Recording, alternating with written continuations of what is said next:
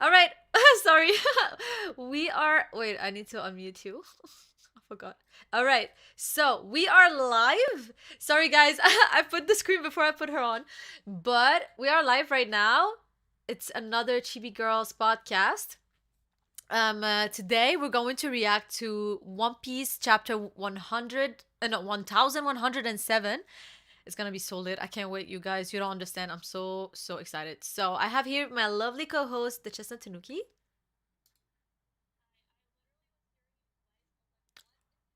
No way. Oh, okay, okay. Always.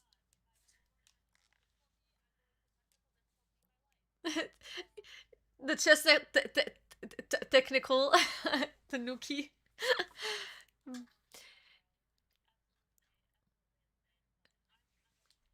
Also, I just want to say thank you for everybody who's already in the chat. I see Archangel, I see Damien, I see Smenkyle, I see Aaron, Dozer, red haired, Manga Talks, AX, Caleb, what's up? Jose, Super Kami Panda, let me see, did I Gabe? Yo, what's up everybody? What's up? RAQ? Yeah. So, what's up, everybody? Thank you so much for coming to this reading. I'm also opening your live on my phone, so you have another viewer. Perfect.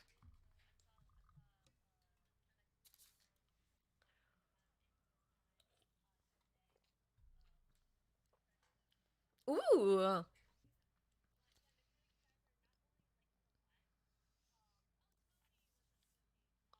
ooh,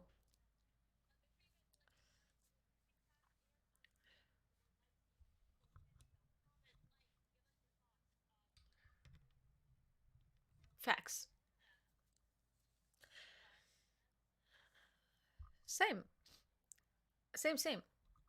Oh, they're saying I can't hear Chestnut. No way! Wait, there's no way y'all can hear her. And it's fixed, and everybody can hear me now. Unfortunately, I had to update everything, bro. No, no, wait. It's no, maybe it's me. We still can't No, hear you. no, it was me. It should be it No. should Oh, they should be able to hear me oh now. yeah. No, she's fixed. Okay. Oh my god, yo, this whole time, I'm so sorry, guys. You guys couldn't hear her. Yo, why nobody told me? I can hear her now. Okay, perfect. It's fixed. Oh my god, perfect. All right. She was just saying she was just saying that we are going to Like the start live, reacting. make sure that we're liking. The more likes, the more comments. This is the One Piece chapter, and I am super excited for it. So, shall we begin? Yes. So did you who started last time or I feel like the last chapter react that we did, you spoke the whole time. So, yeah, exactly. So I you think want me it's to your turn to speak? start. But before that, is it normal that on your oh no, perfect. Go ahead. You can start. All right, word up. So the chapter starts off, and we have this cute little cover page with Law. Look at how he's sleeping, just like how he's probably sleeping with the fishes right now. Um, He considering is that this Blackbeard this one just taught him. shows he's alive. He's alive with Beppo. This is what it means. Ooh, unfortunately, doesn't look like this man. Listen, this is like the snowy escape you see like right before you pass on to the other world, bro. So, unfortunate, but must be done. So after the little cover story, super cute. We get to the first page, which damn, I didn't think they'd go right into Dory and Bragi, but we get the introductions. Oh my god, I hate my life. Ooh, that's a nice page. It is. Yo, I'm gonna be honest. I kind of really like that Dory and Brocky came to Egghead. I feel like so many people hate that. I don't know. Let me know. Also, No, thanks, I'm excellent for the gifts. But let me know, guys, like in the comments, like, did you guys like Dory and Brocky coming? I thought that was really good. I loved it. Me, I also loved it. I think that like it was unexpected and it made sense for like the transition to the next arc. So it's perfect. Yeah, I really like it. Also, people are saying that my shirt is very cool. I saw MX Luffy. This is, and also Alex, what's up, man? Thank you for saying that Law stays asleep because he absolutely does. R.I.P. Law. Gone but not forgotten. Whatever, bro. Law is alive at least. Not like some other dude. I'm not gonna say his Uh, name. he is. Listen, bro. Laws is kicking the bucket, bro. Unfortunately. He's But alive. anyways, Yeah, keep going, keep going. yeah, so it goes, oi, Gashi! And then it's like, take the others and swing around the sides, sink any ships you see, and watch out for those cannons. And we see Oimo and Kashi come. Mm. Interesting that they brought literally a crew of giants. It'll be the first time that we actually see like a giant pirate crew ball out. Pretty amazing. And they go, Roger that, Captain. Ooh, ba ba ba. And then it goes, all right, ya bastards, let's go. Honestly, I feel like the giants sound the most like pirates out of anybody in the Yeah, series, yeah, which that's for to me is sure. I hilarious. completely it's literally it's that voice that I have in my head when I read that. Also, Frosty, what's up, my friend? Yeah, and also red hair, you're right. I would know if my husband died. But let's keep going. Yeah, unfortunately, Law's dead. Everybody in the comments Oh my just make sure god, that it's you tell not. me He's not. He's not. Law's sleeping. But we do see the rest of the Giants finally go on to Egghead. The tides are turning, and it goes, Ooh. countless members of the old crew have also been spotted. What do they want? The fabled giant warrior pirates are here. Where have they been all these years? Unfortunately, we do know. We've got a confirmed sighting of both Bragi the red ogre and Dory the blue ogre. And we see the first panel of the giant warrior pirates, which to me is super interesting. I'm like super Bro, excited. doesn't it give you the same vibes? Like, it gives me the same vibes as when the Rock Pirates were introduced. Like I feel like Oda does such a good. It has such like a good way of introducing these new characters to us. Oh my god, or returnee. It's I love it. This excites me. Like this is very cool. This is very cool.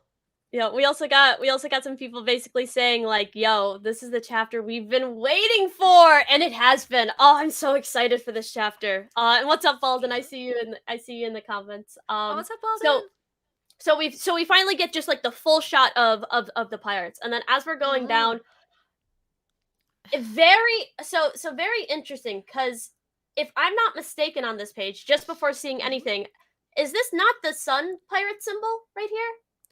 Wait, where do you see it exactly? Maybe it's just the way that it is, but it's like right Oh yeah, yeah, on yeah. one of the On his giant's arm. shoulder.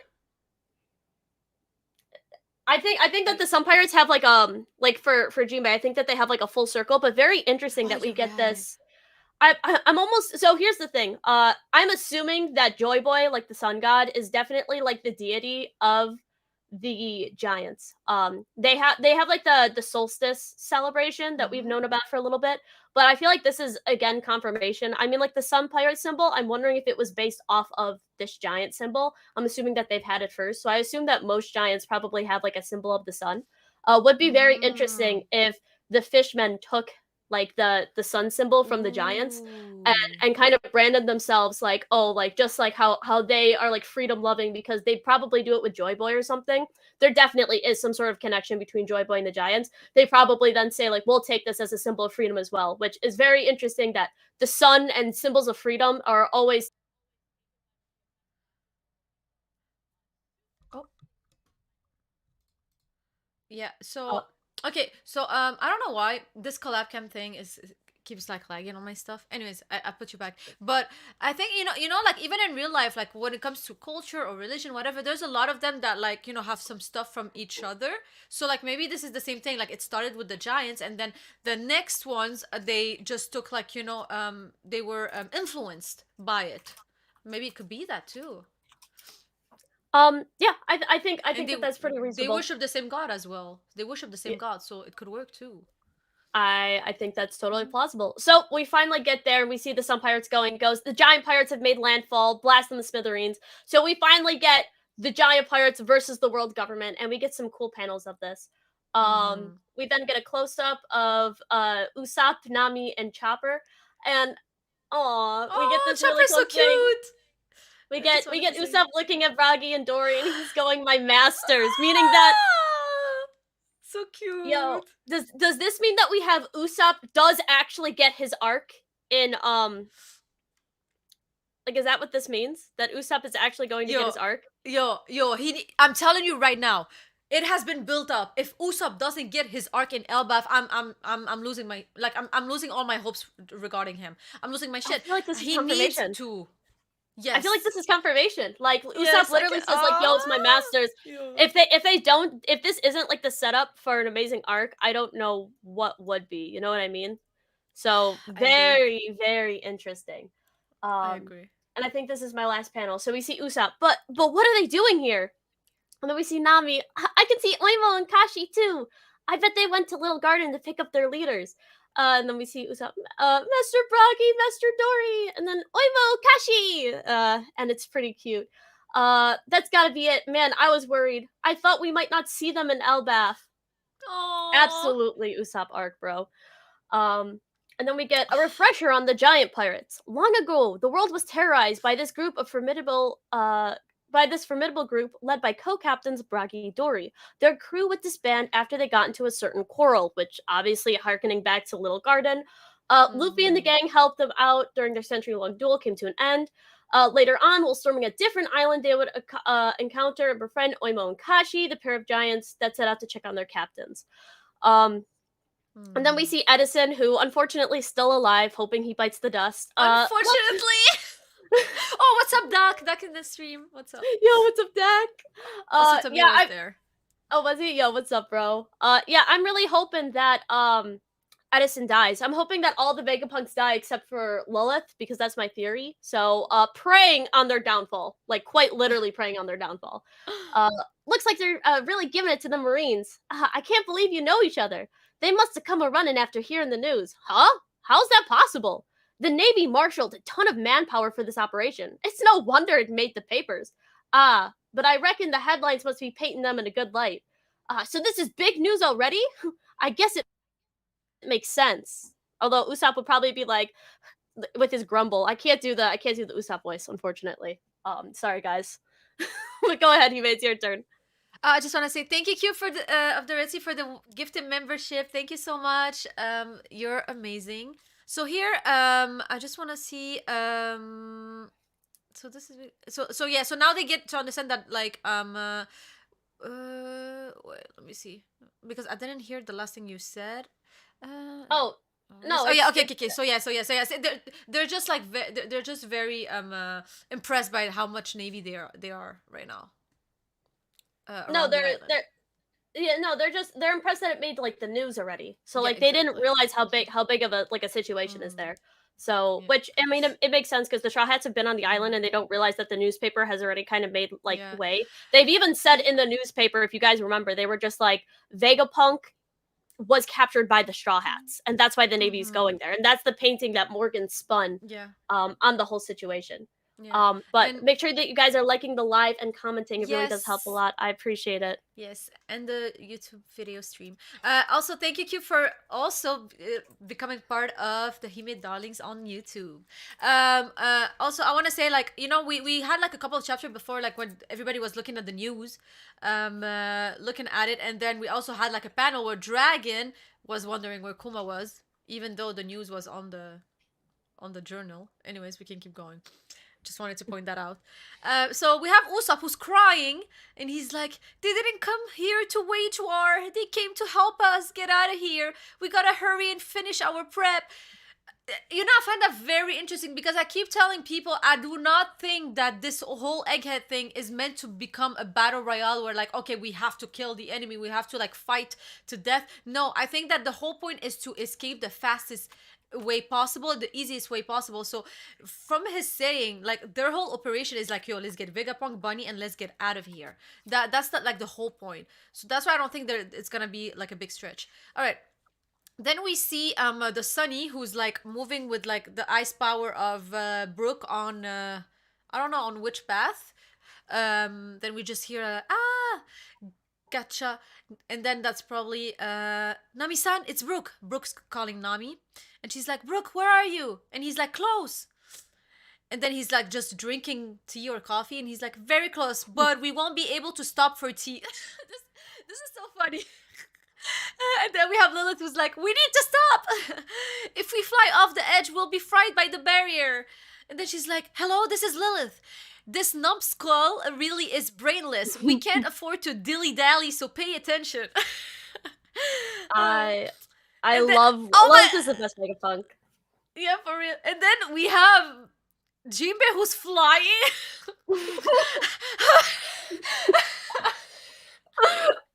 I don't think he's flying, bro. I think he's just jumping. It looks like he's swimming, bro. It literally looks like Jinbei is swimming throughout the air. Well, give me a second.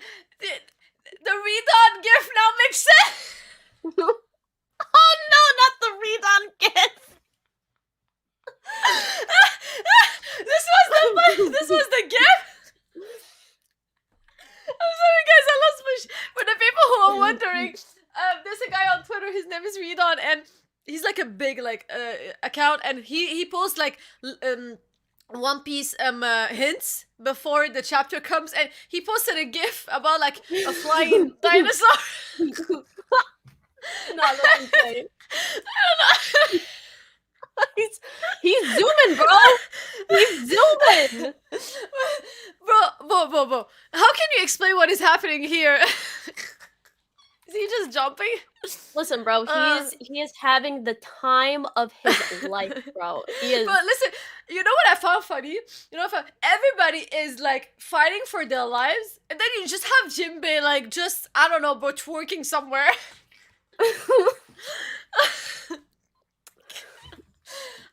Anyways, I'm sorry, guys. Yeah, I lost my shit with hair, bro. I did.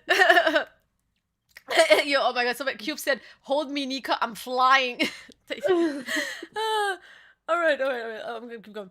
Then we have Jinbei flying, whatever, floating, saying, "Sounds like they're getting fired up. We need to be ready to leave at moment notice.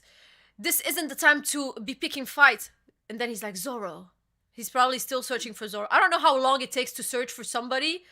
But listen, whatever, bro. I'm sorry, but Jinbei is supposed to have good sense of direction, bro. He's not Zoro. Like, what are you doing, bro? He just went after him. The island is big. Keep going. Okay. All right. Now we have we're near I guess behind the Vegapunk laboratory. I don't know where exactly. And we have Lucci, who's stopping Zoro's sword with his hand. Is that a nail neg? Like he's stopping everything with his hand. That's crazy. Like the Overlord scene where Sheltier blocks Brain Unglaus with like her pinky finger. She goes like this. Yeah. She's like exactly. This man, he got diffed, bro. Nail diffed, bro. That's crazy. You know what's crazy is that like he's using hockey because of like everything that surrounds it. But also, you know what? I don't want to like shit on Zoro or anything. Probably like let's not forget. It's a myth. He's a Zoan. He's an awakened Zoan. So like it makes sense for his hand to like stop stuff. His whole body is his devil fruit. This is ridiculous. Lucci's hand isn't even covered in hockey, bro, and he's stopping Zoro's sword. And I'm pretty sure that is Enma. Okay, listen. Maybe the nails are covered. I'm sorry. In what universe, Oda? In what godforsaken universe, Oda, does this even make any semblance of sense, bro? We have Zoro having his sword blocked by a non-armament hockey-coated paw. There is not. He should be slicing right through this, bro. By the big cat. Listen. This. Do not think this is an anti-feat for Zoro. How you should see it is you will just upscale Lucci. Do not downscale Zoro. So you're looking at half the cup full. Like look at it. No, half the cup like empty. Look at it at half full. Okay. Upscale Lucci. Just say Lucci is him. No, here's the thing. Lucci is not him. There is no universe in which him and Lucci are two parallel lines, bro. When you're looking at Lucci, he has base armament. He has no advanced armament feats. He has no observation feats. He has like barely any speed feats. Like I think his best speed feat is literally shave. He knows the 6 powers. And you can say he's a 6 powers master. Fine, 6 power master that was taken out by fucking pre-time skip Luffy and without hockey BTW. Anyways, he has an awakened devil fruit. We can give him that. He awakened his devil fruit, right? The devil fruit he's had for years and just finally awakened because of apparently losing to Luffy, right? But this man has no advanced conquerors, and yet Zoro is there I mean, you could say Zoro doesn't have his bandana. It's fine. Zoro doesn't have his bandana. Zoro also isn't using 3 swords. I think that that's totally reasonable. Why is Zoro not just like destroying this man and making it so that Okay. he can't do it? And Okay. to So me, I maybe. feel like Oda is just prolonging this fight as long as possible, which is fine. He can, but it just looks so bad for Zoro that he seems like he's struggling so much. Just take him down, bro. Just take Lucci down. Okay. So listen, I am not. I am trying to help your case here. I am literally, before even these chapters came out, I used to tell people on Twitter, and I got cooked for this. I used to tell them like, "Yo, Lucci losing to Luffy is not doesn't mean that he's ass, okay? Anybody is getting washed by Gear 5 Luffy unless you're an admiral or a Yonko, okay?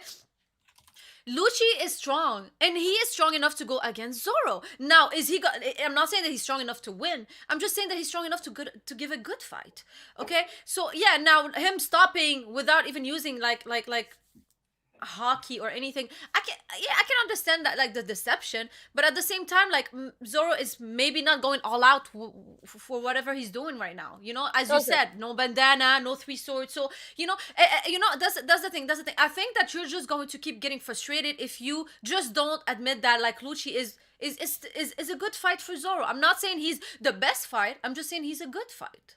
But the thing is that from everything that we've seen from Zoro and everything we've seen from Lucci, it should not be like this. And this is my probably my biggest issue with this fight is not the fact that Zoro is being absolutely heavily underplayed. Like the fact that he isn't using even an ounce of what he learned during the King fight.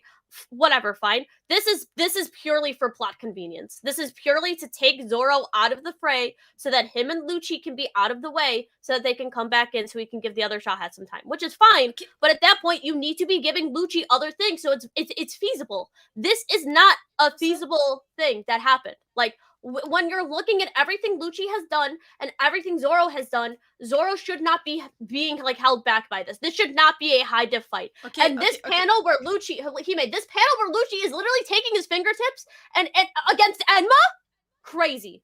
This is But disgusting. he's a Zoan. It's not like he's a That Logia doesn't or mean it. something. But that doesn't mean I'm that doesn't mean anything, bro. A Zoan type does not give you you have increased durability. Does not give you the durability to all of a sudden like hold an armament hockey coated blade in your hand. then argue with Oda. Be mad at Oda.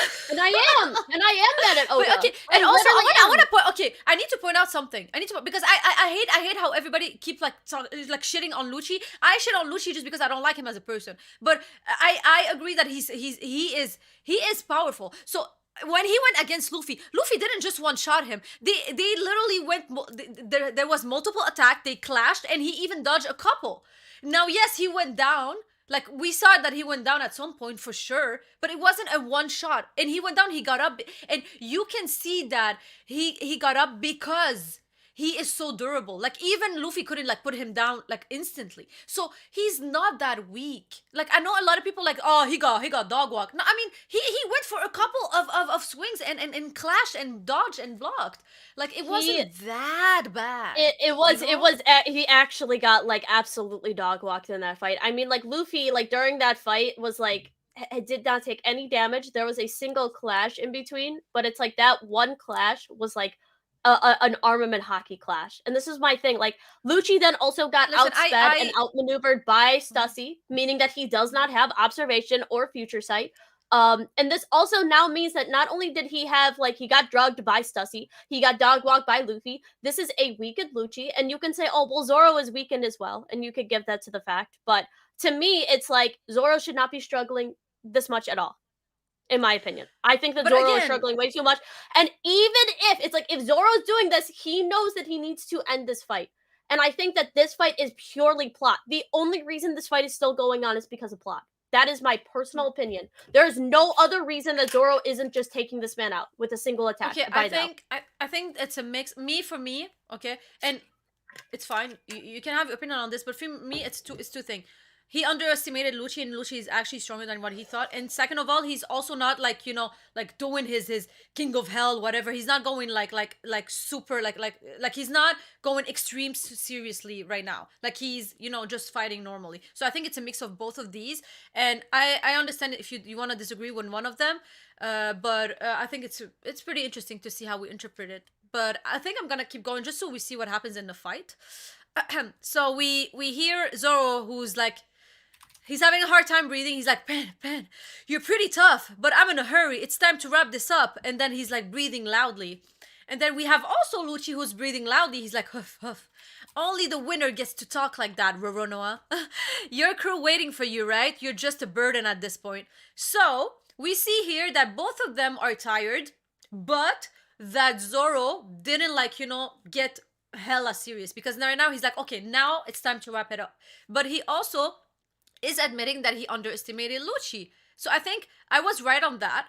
And I think it's a mix of both. As I said, Lucci is stronger than what we thought, but also Zoro didn't like go full serious yet. And what's up, Gio? Gio is in the chat, and he said we eating good, and I knew it. Listen, I knew it that Gio was like, if Gio has to be in one stream, it has to be this one, bro. It's his man, bro.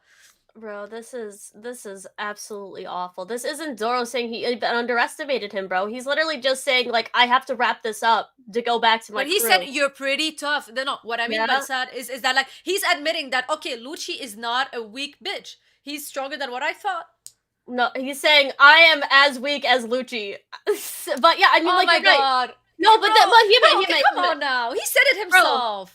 Bro, yeah, he's literally said I am on the level of Lucci, which means that Zoro is literally saying he is nowhere near. And the thing is, what I'm saying, Hime, this is not how strong Zoro. Like, Zoro is not getting dog walked like how Lucci No, did. I never said that. Nobody said that. Yes, Zoro just did. Zoro just said this, bro. And this is my big issue with this. Zoro, this is like awful. This is so bad. No, like, okay. I think you're going too much extreme. Like, for example, I am stronger than somebody, and because and I will go in the fight. I in my head I will have a preconceived idea that they're weak, and I underestimate. I know. Let me wait. And I underestimate them. So I'm gonna go in the fight. I'm not gonna go full serious. And then during the fight, I'm like, okay, you know what? I need to wrap this up. You're tougher than I thought, so I need just to get more serious, so I can end you faster. I think that's what happened. That's all. This is like dog water, bro. Like I said, bro, like, you, like, the way that you're saying this is like, oh, Zoro just underestimated. That was not stated. What was stated is that Zoro was blocking him, saying, you're not enough for my, you're too weak for my captain, but you're just enough for me, basically, is what he said. Like, even looking back in retrospect, like, Zoro is on this level. So when we say, like, yo, Zoro has like Honker and like hockey feats equal to Luffy, people are gonna be like, there's no fucking way. There's absolutely no way, because Luffy literally dog walked Lucci.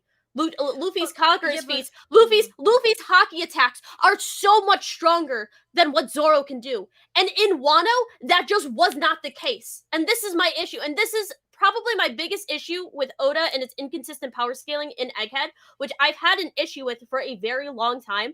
These characters need to stop not using certain attacks just for Oda to do the plot. What he should have done, and because I shouldn't have to upscale Lucci and pretend that Lucci is a lot stronger than he is. Somebody with 0 observation skills, no advanced armament skills, no advanced conqueror's haki, no conqueror's haki whatsoever. The only thing he has is an awakened devil fruit. But it's like, well, if I'm trying to say, yo, Zoro is pretty strong, right? Like, Zoro is at this level. I can't say that anymore. And it's like, to me, it's like, so all the stuff that Zoro did back at Wano, because he was facing King has better speed feats, better AP feats, he has better armament feats. Like, King has so much better feats than Lucci does in the story. And it's like, Lucci isn't showing anything, is just able to block. He's just able to block Zoro with his hand. It's like, where was this shown? Honestly, me personally, again, that's because you had this idea. I feel like a lot of Zoro fans have this conceived idea that he's close to Luffy. Me personally, again, and I speak for a lot of also Sanji fans, we think the same way. Personally, for the most that I know, we have never had Zoro close to Luffy. But again, I understand why you would have him close to Luffy. You have a different type of way of thinking about it and different perspective. I respect that. But me personally, I never had Zoro above Commander. First commander. Never in my life I had him above that. So that's why I am not surprised by what is happening. Again, I completely understand where you're coming from. I'm just telling you, that is why this does not hurt me, and I don't think it's bad for Zoro. But I can understand somebody who scaled Zoro way above that and way closer to Luffy that get upset over this. But I feel like Oda... No, no, no, But I know, I'm no. I'm just saying. I'm just saying compared to my scaling. No, I'm not saying but that like I'm you're not. wrong. But what I'm saying, I'm not scaling Zoro that high. I'm just saying this is what he did in Wano. Why is Yeah. he not doing that in Egghead? Because And he this, still didn't go full serious mode. but He's still like so, two swords mode. but here, and I think when you're looking at the second panel then too, and you're looking at how much damage we see Zoro has taken. Zoro was not like this. He did not fight like this in Wano. And it's like, to But that's me, this is plot. This is just they needed but to extend this fight. And to me, it could I hate it. be. It could be. At the end of the day, like Oda, like I'm sorry to say this, but Oda doesn't care about power scaling as much as us. You know, at the end of the I'm day, not he's gonna do caring. stuff No, for the plot. no, I feel like you're not listening to me. I feel like you're just thinking that I'm trying to scale Zoro, but I'm not. What I'm saying here is that Oda is not being consistent with his But this is what story I just said. and his, This but is what he's I not. just said. But the thing is that it ruins the story when he doesn't use it. It's not powers. No. It's not power scaling. It's like, why can a character do this in one arc and then all of a sudden cannot do this in another arc? And that has been my biggest thing. It's like, why can a character do one thing in one arc and then all of a sudden they just don't use it. All of the stuff that they learned in this fight, all the stuff Zoro learned in this fight, thrown out the window. All the stuff Luffy learned, thrown out the window. That is But my that's the thing. Is thing. the inconsistency in the plot progression, and I Yeah, think that the power system is the big part.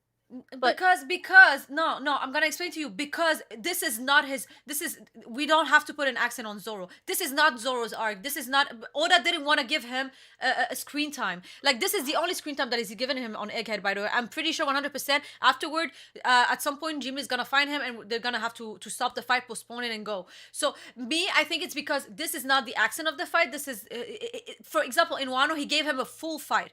In this arc, I think that, oh, you see, you left the club cam again. Why does it still keep doing that? Anyways, I think that for this arc, he is not the he's not a focal point, and Oda didn't want to make him a focal point. I think that's why he's not like putting all of these details, all of the things he learned in Wano. You see what I mean? I think it might be the reason why. I'm not saying that it's a good thing or it's a bad thing. I'm just explaining. Unfortunately, that's probably why. but I'm not asking for like a fully fledged fight. I'm not even asking for this fight to be over. I'm just saying this fight to me shows that Zoro, to me, this is like Zoro is so much weaker, because let's be honest, Lucci is not Admiral level, right? Like Lucci is barely, No. Yuchi barely for now second. is commander. Is like first commander for now. For He me. is definitely. So here's the thing. Do you think that he could be king? Actually could be king? I personally have him above King for now because of this fight. And Also. and so here's the thing. It's like, when we're seeing how much he just got, like how like Luffy dog walked like Lucci, like that fight then in the beginning of Egghead Island should not have been that fight. And that's my big thing, because now we have the, and here's the inconsistencies with the scaling. It's just like, well, Lucci is now on the level of Zoro, because let's be honest, during that fight with Luffy, like Lucci was not on that level. So it's like, now we have to scale. Oh well, now Lucci is first commander level, and it's like, you can be like, oh well, Luffy is just that far above. And it's like, I understand Luffy is very far above like first commander, but also then he isn't, and he isn't even like able to really like stand up against like Kizaru, and then he's going down and he's coming back up, and it's like, there's just these inconsistencies, and I hope that Oda. No, but don't worry. Listen, me, okay. How I see things is that personally, I know a lot of people say, "Oh, he got dog walk, dog walk." Again, if we go reread the fight, he still went like for many punches, blocked and stuff. I think, King wouldn't be able to do more than whatever Lucci did to Luffy. If we're being 100. If we're being 100% honest, King probably would have went down even faster. I'm just saying he that. has the increased durability and an ancient Zoan, so like he And actually probably would have stood more of a chance against him than Lucci did. Lucci has also his awakened zone. Like, he is very durable. What I mean is that I think that we're being very harsh. It just, we need to we just need to understand that Luffy is just on a crazy different level, honestly. And I understand where you're coming from. I'm just saying that We're that's the going only to see logical way to something, look at but it. here's the thing: we're going to see something in the chapter coming up right now, and it's going to make you very happy. But it's going to. Oh, you. Wait! You're out of the collab cam. Like, I can't even see you anymore. Oh, I can see you now. Why does it keep don't doing know. that? It's so fucking I don't annoying. know. But All right, there's go gonna ahead. be a part. There's a part that's coming up. There's a part that's coming up in this chapter Yeah. that is going to destroy the entire power scaling of everything that happened. And we're going to get to it, and it's going to make this Zoro and Lucci scene even worse. Because I got Okay, but spoiled on this scene, so we just okay, gotta continue because then I can bring it okay, up. we're gonna continue. I'm gonna continue right now, but I'm just gonna say that like there's a lot of arcs where some characters got better feed than others. It doesn't mean that like it's bad. Like there's arcs where Zoro was shining more, and there's arc where other character was shining more. And I think that we should just not be unfair regarding that. Everybody can get their shine at some point. But anyways, I'm gonna keep going. And then we have Lucio saying, those fools will never make it if they can't cut off the arm to save the body. Giving up now would be doing them a favor. Waiting for a corpse is pointless after all. And then you have Zoro. Both of them are like kind of bruised and sweating. And Zoro is like, it almost sounds like you think you're the one in control of this fight, Rob Lucci. So you see, like, that mean that like he think that he's still in control. It's just like, you know, he didn't go full three sword style mode yet. Anyways, This means that Zoro is about to try his very hardest, and this is going yeah, to be an extreme diff fight. This is yeah, what this is going to mean. So now yeah, we're gonna, and when we get to the thing, we're gonna go down. So yeah. keep going, keep going. Yeah. So now we see a laser beam, and then we see a ship that has been bombed, and then we have damage report, and then roughly 30 of our small to medium sized ship have sunk. Sorry, have been sunk, with no sign of it stopping. It's probably yeah. And then we have Mr. Quadruple 100 Chin. I forgot his name. What is his name? Do you know his name? I don't remember, bro. I And think then it's like strawberry or something.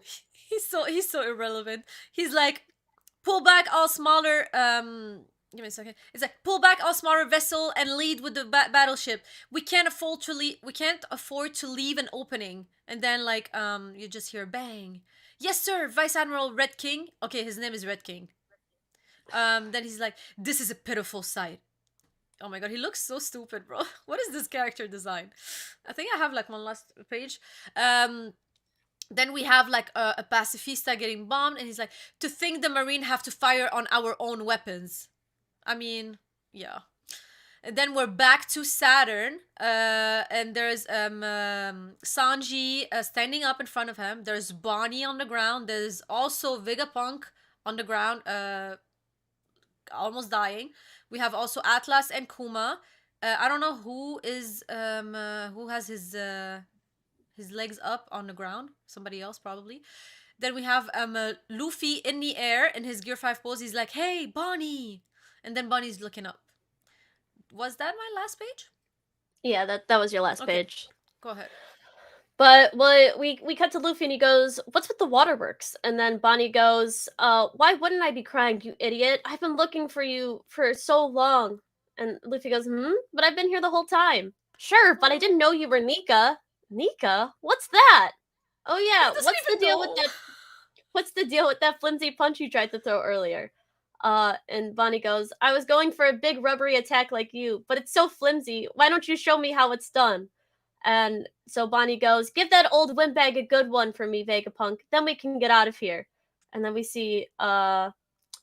Oh, "None of you filthy cockroaches have the right wait! to live." You didn't read what Luffy Oh, was he looking goes, at Vegapunk. Yeah. "What the heck? Vegapunk." It's like super small. I can already tell Yeah. people are gonna be pissed because he's like shocked.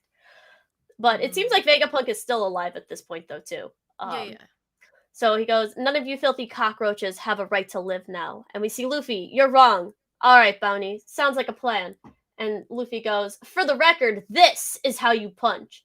And we see Saturn, and he tries to knock back Luffy. Luffy completely tanks that and goes, "You're gonna pay for hurting my friends." And we see Luffy with like definitely more of a devilish grin here. Definitely you can see with the marks, like Luffy will always Yeah. be smiling in this form. That's just how Luffy is, but he does seem very serious during this. So and I know that somebody was asking, people were mad about the Gear 5 thing. Very quickly, this is like, smiling doesn't necessarily mean that this isn't serious. This is, I mean, like, a tension breaker, yeah, for sure. After how many chapters, we absolutely need a tension breaker. But we see that Luffy is serious during the scene. So I will say that a lot of Gear 5 haters who are saying this, learn to read. That's what I'll say. But we see Gum Gun, and then it's Booming Don Gatling.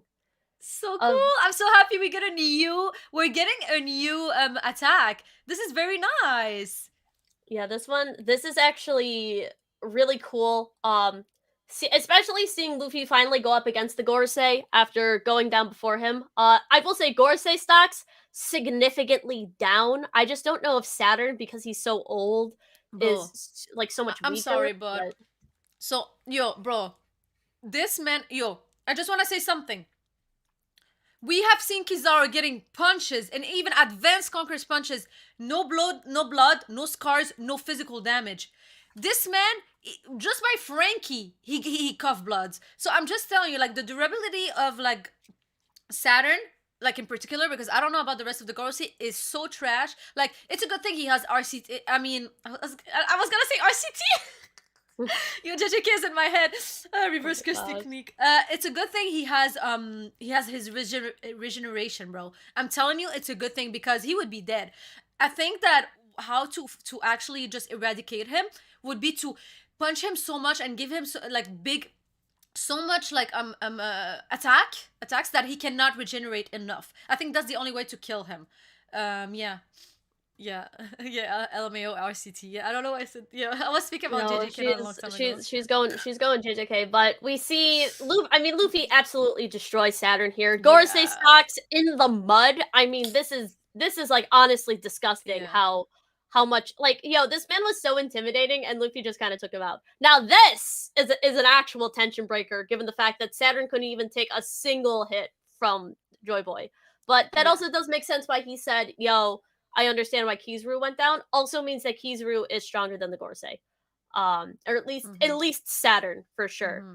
But oh, this is This insane. is a So we see crazy, yeah. Bonnie, Kuma, Mm-hmm. Vegapunk. This does confirm that Vegapunk is still alive though too, Yes, because nobody's yes, really they're yes. like, yo, Vegapunk's injured, but Vegapunk isn't dead, meaning that Mm-hmm.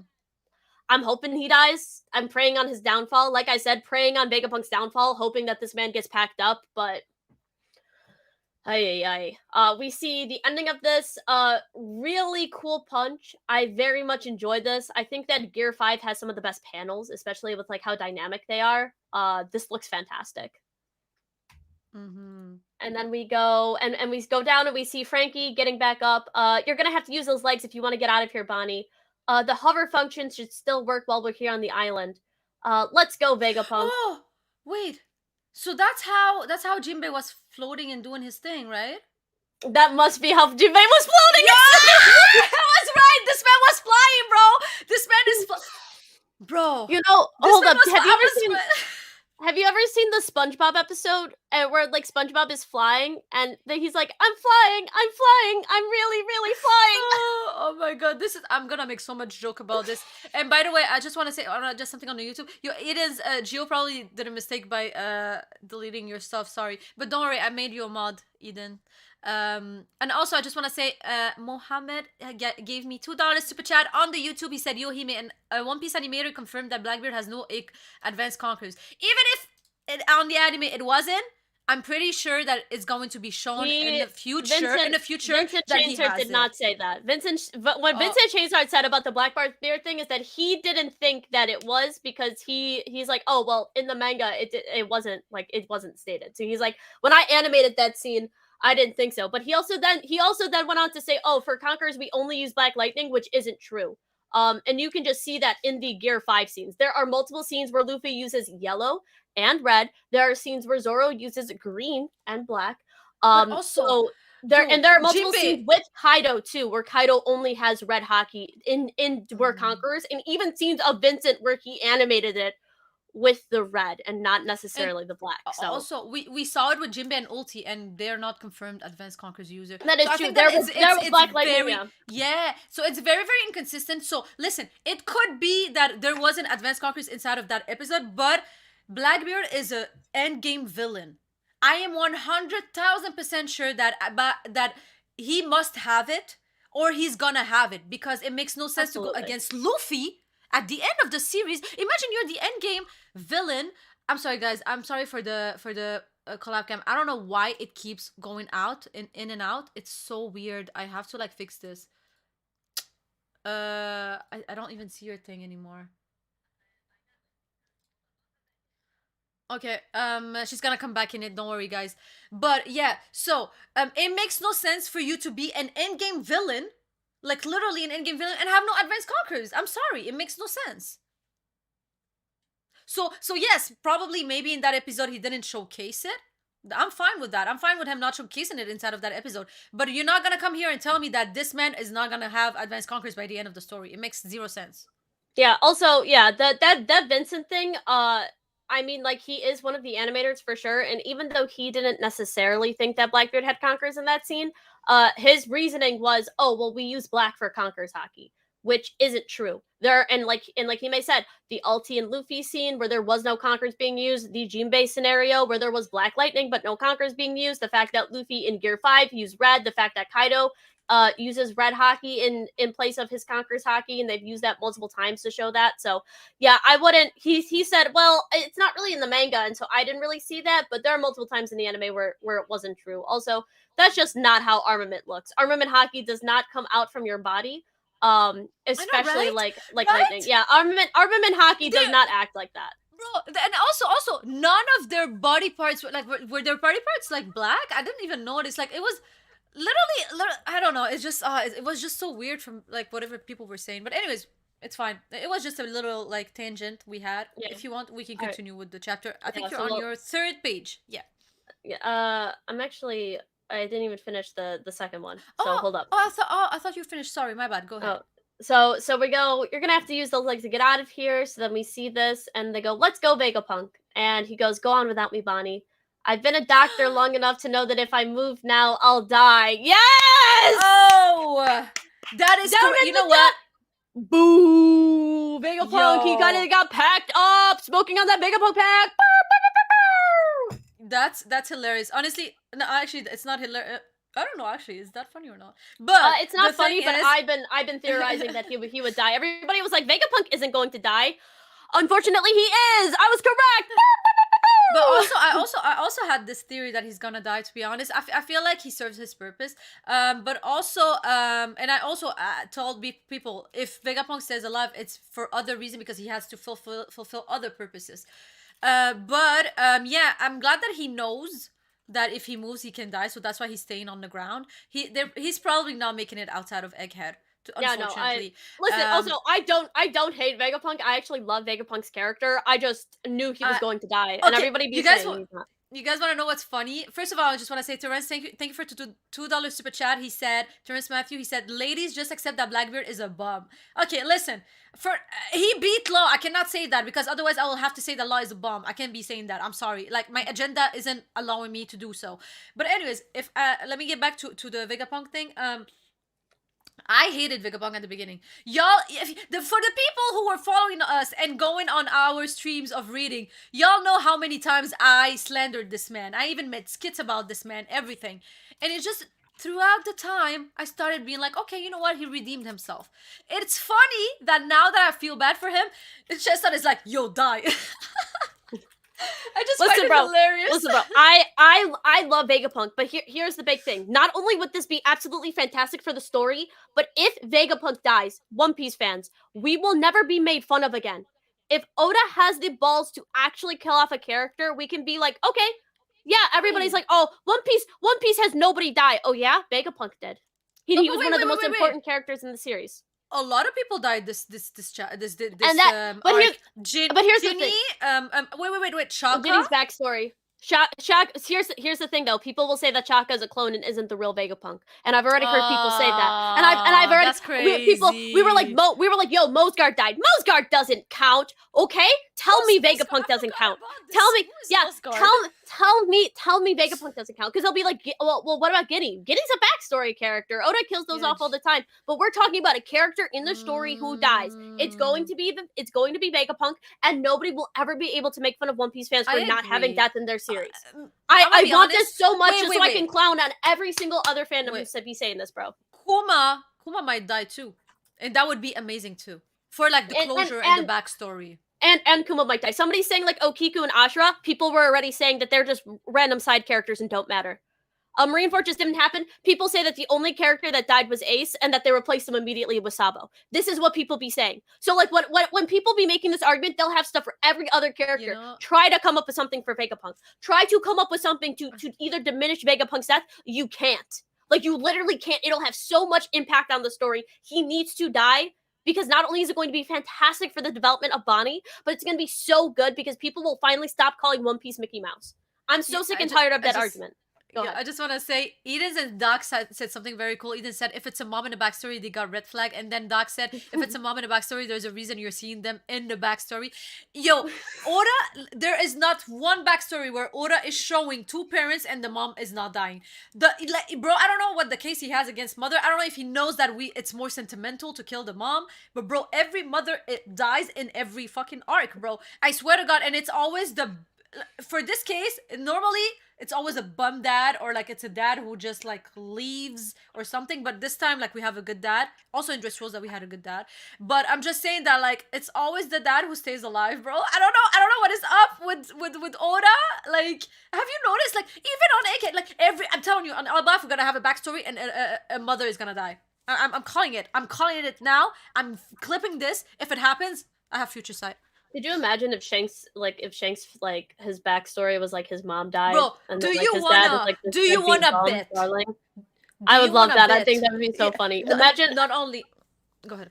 Luffy's backstory. His mom is. I was His gonna mom say died. this. I was gonna say this. I was gonna say not only Shank's mother probably had like a bad ending, but also Dragon's wife or Luffy's mom. I'm telling you, it's gonna happen. Could you Oda like imagine? Oda look at this trope and he's like, let me get let me write. Yeah. We're gonna get it. We're gonna get a Vegapunk backstory, and the Vegapunk backstory is gonna be like, it all started when I lost my mom. Oh my God, I'm telling you, Blackbeard.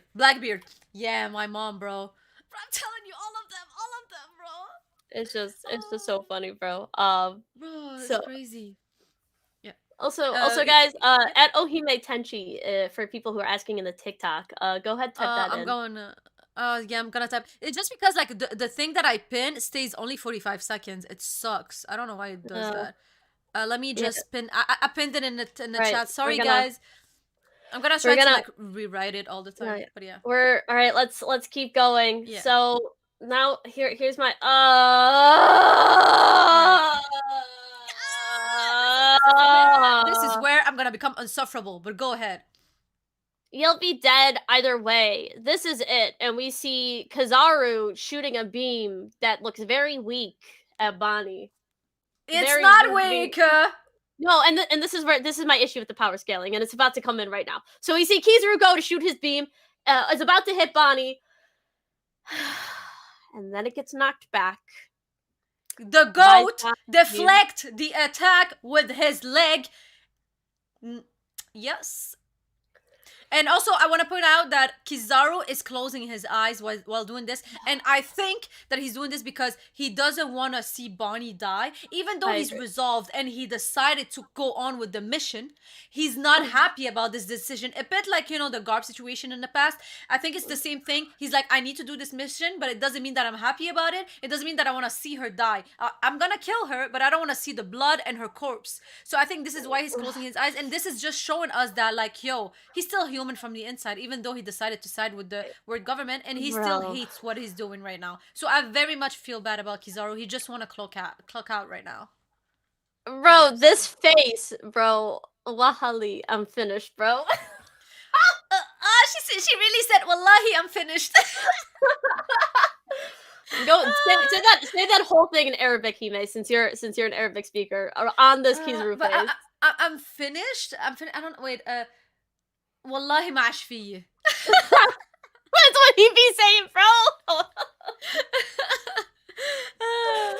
For people wondering, I'm Lebanese. I'm Lebanese. That's what it's, the Lebanese dialect, if you're wondering. Oh my God, this is so booty. This is so booty cheek, bro. Kizaru did not have this face even when Gearfy picked him up. He was like, "Oh, that's interesting." Bro has a single attack deflected by Sanji and is like, "Who's this?" Bro, listen. The thing here is that but you have to understand that, first of all, Luffy doesn't deflect attacks. He just dodges them or like he tanks them. That's how Luffy is. Like yeah, I'm not saying he's not fast enough for that or whatever. I'm just saying that right now he is impressed because when we look back, okay, first of all, you can see from the panel up there, Sanji is not next to Bonnie. He's a bit further. So what happened here? He is shocked because first of all, where did this man come from? He doesn't know that Sanji has these speed feats. So not only we have Sanji who sprinted here, was able to come here before the laser beam who was going at the speed of light hit Bonnie. He was able to move there, not only move there, but also deflected with his leg. So that is why he is super surprised. He's like, how did you do that? You weren't even near her, and also you deflected it. Like it's like two things, which is crazy when you think about it. That is everybody, like even Frankie, everybody is surprised because it's like crazy speed feats, and also the deflect is crazy. You know, that is why.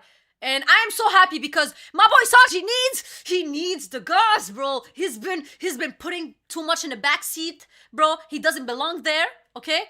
I am so happy Oda's given him his flowers. Finally, we're having some good showing for him, bro. I understand Zoro didn't get the good showing. It's fine. Me personally, I don't see it as bad showing, but I can understand from a Zoro point of view, it's a bad showing.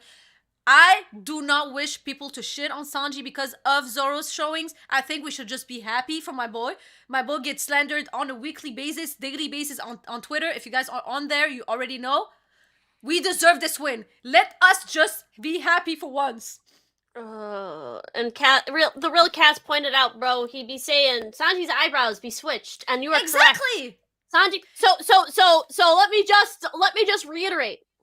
Sanji can take everything that he learned from Wano and adapt it into a battle, using his Derma genes and everything. But Zoro over here is playing with the big kitty cat for like 17 chapters, bro.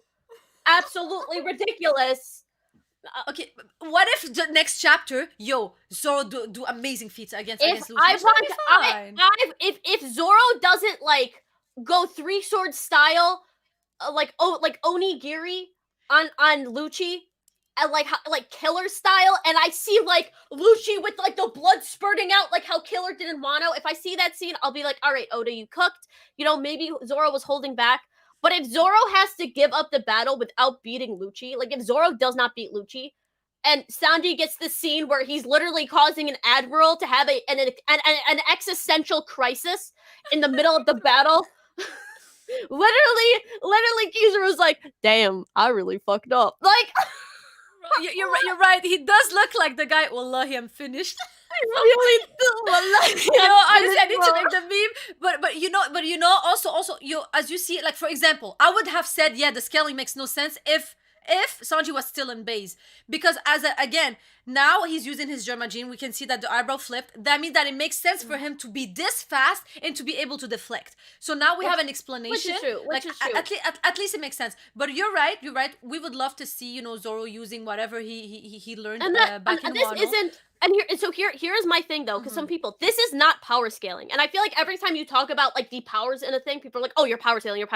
No, I'm just talking about like actual story progression. If I in a story, right, this character learned how to pick up a sword and fight with a sword, and then in the next chapter, the character is flailing around, unable to use his sword, I'd be like, what the hell? You just set this up in the back. Like, this is horrible. Like why is all of a sudden he's not able to do certain things? This is just a plot contrivance. That's what I'm saying. This has nothing to do with how strong I think Zoro is, or that I put him above Sanji. I like seeing Sanji use these feats. My big issue is that Oda needs to give people powers and then keep that. And it's been an issue with Egghead the entire time, where all of a sudden they're not using their Advanced Conqueror's Haki. It's like, why aren't they using this?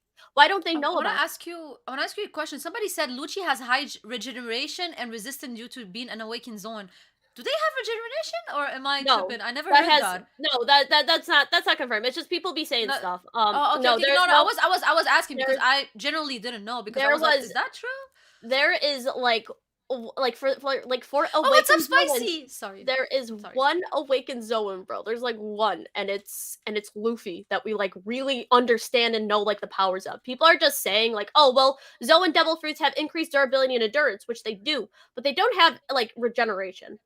We've never seen That's what. Yeah, regeneration. yeah. Honestly, the first time we've seen regeneration was with Saturn. If we're being Yeah, completely that's why. honest here, I don't know. I Yeah, don't. Wait. Also, Luffy when he awakened, but that's like yeah. super. No, no. Okay. So how I see things is that what I understood. I think that was my friend who once told me, and I can like pull the panel or something at some point after this. Is that when some of them awaken, like during the awakening they can when they are mythicals, they like regain their health when they awaken, the moment they awaken. But like if they were already like in their form, like they don't get like regeneration stuff, Yeah, like there that don't doesn't there's happen. yeah, it's not like the Saturn thing where he regenerates. Yeah, Somebody said yeah, that yeah, their yeah, yeah, recovery speed is increased, and I could be like, I could kind of see that given the fact that Lucci is able to yeah, come back up, and yeah, like with Luffy, yeah, I could see the argument made for yeah, that because yeah. we've seen it a little Because bit, but even Luffy, also even with Luffy it happens. Yeah. but the thing is Luffy's also like a different thing. Somebody brought up, oh well, Marco has Mm-hmm. regeneration. It's like yeah, because Yeah, he's like a no, mythical. but You know what I mean? Marco's devil fruit is literally to heal himself. It's Like, healing, like and honestly. that's what the guy. No, but that's what that guy was saying. It's like the only devil fruit, Oh. Zoan devil fruit that has regeneration is Marco. Like Luffy does Mm-hmm. not have regeneration. He does not have regeneration. Yeah. But yeah, like so, like yeah. So the thing, it's like people are trying to say that you could say his recovery speed is a little bit increased because we see that with Luffy too. But it's also like do we see that with other regular Zoans? Because we have to remember, Mm-hmm. Lucy is not a mythical; he is just a regular awakened Zoan. Mm-hmm. That's So true. we cannot be attributing him all of these powers. My big thing Yeah. is that I think that Zoro is still going to take him down next chapter, and it was a high diff fight, and I dislike that it was high diff, but it's whatever. But I want to just see characters take stuff from previous chapters and apply them forward. And this has nothing to Mm-hmm. do with the power scaling. This has everything to do with the writing of the story. I want a story in which things matter in the past. This is why I love the Ace plotline so much. I think Ace dying was the best thing that Ooh. Oda ever did because it continuously brings up in the story. It has weight. It has gravitas. It's not like he died and all of a sudden it's like, whoa, Luffy's like, I love having a brother. And it's like, no, he's heartbroken. He's a completely changed Mm-hmm. person. That's what I want to see. So when I see stuff like this and I see Sanji bringing stuff that he had from Wano, using his Germa genes, stepping in front, like he's protecting people. I love seeing this, that he isn't afraid to go against these stronger opponents, kind of like how he was like, I don't know if I'm gonna become this evil person, but then he overcame that with Queen. That this scene is beautiful for that because Sanji is literally here. He's like, I'm just gonna become the monster to protect the people I love. This is what he Mm-hmm. learned from the Queen fight, and he's bringing it over to here. And this is the difference between story and plot progression and power scaling. Because when Okay. you have a Yeah. story with powers, you need to actually bring these forward. I just want to add something up. So Moose TV said something very interesting in my chat on YouTube. He said, "I think that why they had Lucci fight Luffy early in the arc, so people can see he's strong, just not on Luffy's level, but on Zoro's level." So I think he makes a very good point. Me, this is how I saw it as well, because when you reintroduce a character back, the scaling makes no sense in our head because like the last time we saw them, well, they got beaten by like a pre-time skip or like by like a post-time skip weaker version of let's say Luffy or Zoro, whatever, whoever they got beaten from. So we need, just like with Crocodile, when he's gonna reintroduce him on the battlefield, he will have to put him against somebody so we can understand, oh, how strong he is now. So maybe this is what they did with Lucci. He introduced him to show us that he's strong enough to survive Gear 5 Luffy, but not for too long. But he's not strong enough to have a full-on serious fight. Like he's not getting no diffed, but he's not like staying to, like he's not like he won't be able to like fight for too long with Luffy.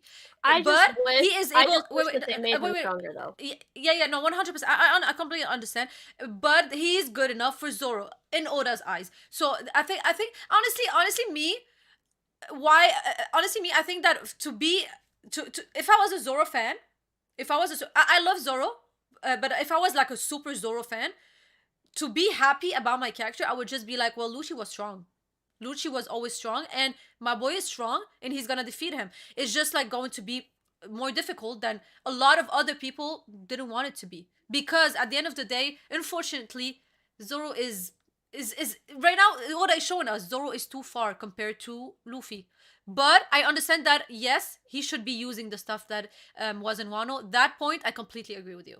But here's the other thing. I'm not gonna lie to myself though too and be like, oh well, Lucci was a lot stronger. It's like, but he wasn't, and he wasn't shown like that. And he actually got like literally outsped by Stussy, who has the only speed feat she has is outspeeding Lucci, even saying like like and poisoning him. No, I And it's think no like wait, that's different because didn't know that she was a traitor. No, at that time. he literally point blank looked at her and missed her with his attack, and she I think because he outsped had him his and guard went behind down. him. No, but wait, No, that sounds he saw unfair. no, Hime, go reread the chapter.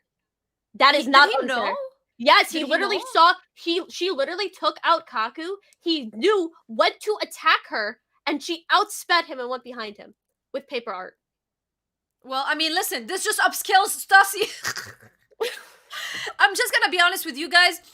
If you wanna go, like again, I am helping you. If you wanna go with your argument, you are going to There be is downscaling Zoro. You are But gonna that be downscaling Zoro. but this is my thing is that I'm not gonna go with an argument that doesn't make any sense, Hime. Like I can't be like Lucci is like as strong as a first commander when he hasn't shown anything to show that strength. Like let's say I like think honestly, I think he Sanji did. has shown no, Sanji has shown feats far superior to Lucci. Point I blank. mean, I Period. have Sanji above Lucci. And you know what? So it's like the fact that like we're seeing this, it's like, but there are feats that put Zoro above Sanji, like Yeah, to that point. So it's like I don't know, bro. It's to but me, it's just that's like the scaling. Oda should. Zoro, Sanji, Lucci. But here's the thing. It's like, but it's not anymore, and it's because now Sanji has this feat where he's literally making an admiral like cry, bro. Like No, no, look at no, him, bro. no. This does Like not put Sanji bro, above look at Zoro, this. bro. Come on, bro. Bro, Okay, okay. if Now you make listen. I am no, a Zoro. I am a Sanji no, fan. I am a hold up, Sanji stan. hold up. Let me no, hold Yeah. up. Let me finish. Let me finish, bro. Because when you're looking at this, the fact that Kizaru is so taken aback and Sanji is getting put in this light, like this light is here, is a far better is a far better showing and a far better portrayal than what Sanji than what Zoro had, right? Like Sanji is literally like, oh, an admiral can't scare me, and Zoro's like, I gotta finish this quick, like, and Okay, he's okay. puffing and puffing and panting, and it's like, No, I just dislike how Oda is doing that. I think you're misunderstanding something. Okay, first of all, Lucci's personality versus Kizaru personality. So let's just I'm just gonna make this very quick. Lucci's personality, he thought that he was the shit. He has a lot of ego and pride. Even when he went against Luffy, like he was like, "Yo, I'm gonna kill a Monkey D. Luffy all the time." Like, "Oh, I'm gonna kill this man." Like he think he's the shit. He even so right now, even against Zoro, even though he's not able to kill him or like finish the fight, he still think he's the shit. This is his mentality. He's a kid, like he's like a Stas kid. He's like him, bro. They have this mentality where they always think they're the shit. So that's why I don't think you should compare them. Kizaru, on the other hand, he's a more humble man. You never see him be like, yo, But like, that's oh, not you guys are insects, you know? Like, and the thing is, what I think is that he didn't know that Sanji was able to do these things. Like in his head, that's like, oh, you're Luffy. misinterpreting what I said, Hime. That's not what I'm Okay, not but comparing their personalities. okay, What but I'm just gonna finish my point then. I think that also Kizaru, like, why Kizaru is like this surprised is because he really genuinely had no idea that Sanji had that in him, and he also probably never had somebody do that to his attack because he never went against people this fast because we know that Sanji is faster than Luffy. Like Sanji is faster than a lot of people. Like if anything, I think that Sanji is the fastest after Kizaru and maybe Lucky Rule. We haven't seen how fast he is, but probably these three characters are the fastest in the verse. That is why Kizaru is like, oh, I have never met somebody as fast. So that's why I think he is super surprised. But go ahead. but so here's the thing, that ending portion, because it's like that, oh, maybe he's taken back by his fat. This is what I was talking about with portrayal specifically. That we have Sanji going up against somebody, scaring them to the point, showing that he's, oh, you think you're on this level? Well, we're not so far, to an admiral. Where Zoro is basically putting like, oh, you're strong, but I gotta come finish this, to Lucci, where it's like Lucci was not portrayed, and this is all about story portrayal, on the same level as Kizaru. And this is just what it's like, why are we acting like Zoro isn't on this level where it's like we're having like Sanji put up. And I understand, and like I said, I think that this is a good scene for Sanji. I'm not taking away from Sanji. All I'm saying is that Lucci should have had a better portrayal instead of getting like just taken out constantly. He got embarrassed by Luffy, he got embarrassed by Stussy, he then had to go to Big Daddy Government and go and portray and then we get the Zoro and Lucci battle, and it's like that's the only good portrayal that Lucci had, but it's not a good portrayal for Zoro. And this is my big thing. It's like and you know what? People can say Zoro always has a good portrayal, and you're right, he does. And you could say, And, oh, and well, and this is the one Sanji time when he does, has a lot of bad portrayal, by the way. He and does. that It's is just it's true, just and that because is true. it's just because we're not allowed to cry about it as Sanji fans, because people always make jokes like, oh, number 5, number 4, like you know. But the thing is, like, Sanji has way more bad portrayals, and we just suck it up, personally. Sanji also has a lot of very good portrayals, though. Sanji's highs in the series are fantastic. It's just he Yeah, has a yeah. lot of lows, but most of the lows Mhm. are caused by his perversion thing, which Oda will not ever get rid of, and so we just have to deal with it, and it's whatever. I like this scene for Sanji. I'm not taking away from the scene. No, of course. I just wish that Zoro and Lucci had a similar portrayal, because Lucci has just had a terrible portrayal in Egghead. That is all I'm saying. Is that the Mhm. portrayal is that, well, Zoro is just this underling where Sanji is getting the spotlight. Where it's like, I don't understand why every time we need to like lift Sanji up, Zoro has to like be put down, even by like Mhm. Oda. And I've seen this in the story. It's like one needs to be put up and the other one doesn't. And I'm like, why can't they both just learn No, and and grow and be Wano, together? no, and Wano both were amazing. See, but here's the thing though, right? Because they both have their separate fights, but when you're actually looking at it in the way that Toei did you know how specifically Toei like made it so that Zoro was on top and Sanji was below him in certain scenes? I mean, Like they he's fighting a stronger opponent, but that's that always have been the case. What do you No, mean? they literally like during the one scene he literally they had the translation like the star has arrived and Zoro came, when in the manga it was different and it was talking about both of them. And this is what I'm saying, like Yeah, I but don't know though if it's Toei, like I don't. It's not canon. Like they can do whatever they want. Like the manga is the it was canon well, thing. it was like the translation. And this is what I'm saying, like every time it seems like one gets spotlight the other one doesn't. And I was just like, I don't know. Me To me I'm just personally, like, yo, this is bad. again, because I interpreted this way differently from the Zoro fans. Me, I even made a tweet about it. I was like, this chapter actually make the monster trio shine, the three of them. For me, like, Zoro going against Lucci and like still holding his ground is amazing, and we're seeing a bit of the fight, and he's like, you know what, I'm not serious, and now I'm gonna get serious, and I'm gonna wipe you, I'm gonna kill you, because he's not gonna be like, okay, now I'm getting serious, I'm gonna use my 3 swords and maybe put my bandana on or do whatever. And then we're seeing amazing feats from Sanji finally, like we've been waiting. And then we also see Luffy using a new named attack, which is amazing, against Saturn, the bum. So I think that this chapter, me personally, if you look at it in a positive light, the fact that also again Zoro was not trying hard, if we take that into account, I think it's more positive than negative, and I think the three of them are very much shining. Again, one of them could have been shining more, I agree, but I think it's a I'm not very even positive talking about chapter. I don't even think that it's like I'm not saying like, oh, I want to take away from Sanji or Luffy. I'm not saying that. I'm just saying Zoro's seems like he seems stupid, bro. It seems like he didn't learn anything from Wano. Like, why are you not being serious in this fight when you know the stakes? Why are you getting to the point where Luffy thinks that he has the upper hand? Why aren't you using any of your Conqueror's attacks? How was your Plot, Enma plot, getting blocked? plot. And Maybe it's again. those are my big things. That is I why I'm think upset. I think that Oda, me personally, how I see things, I think that Oda wants Jinbe to get there and be like, "Yo, Zoro, we have to go." I think that's what Oda wants to do. I don't think he's gonna finish the fight, because if he wanted, let's be honest, if he wanted to finish the fight, he would He put would more have shown us accent this on it, chapter. and he would already like finish the fight at a point. Maybe also he's doing that to stall Zoro, so like other like the plot can progress elsewhere. Like for example, to give Sanji this moment, or like to give other people their moment. There could be so much explanation, or thinking behind it. I think honestly, Zoro, as I said, it could I be don't so know. many things. To be fair though, I feel like Zoro and Egghead in the very beginning had a very good portrayal, and there's also some pretty cool scenes. But I also think that they're making Zoro dumber in battle, and I bring this I mean, up just hold up because I bring this up because mhm. it shows that Zoro has all of a sudden gotten from the person who could literally deduct how a certain fighting style for King, right? He was like, I was able mid battle in between trying to fight for his life, be able to deduce that there are certain times where he's not invincible, and was able to time his fighting so perfectly that he was able to beat him.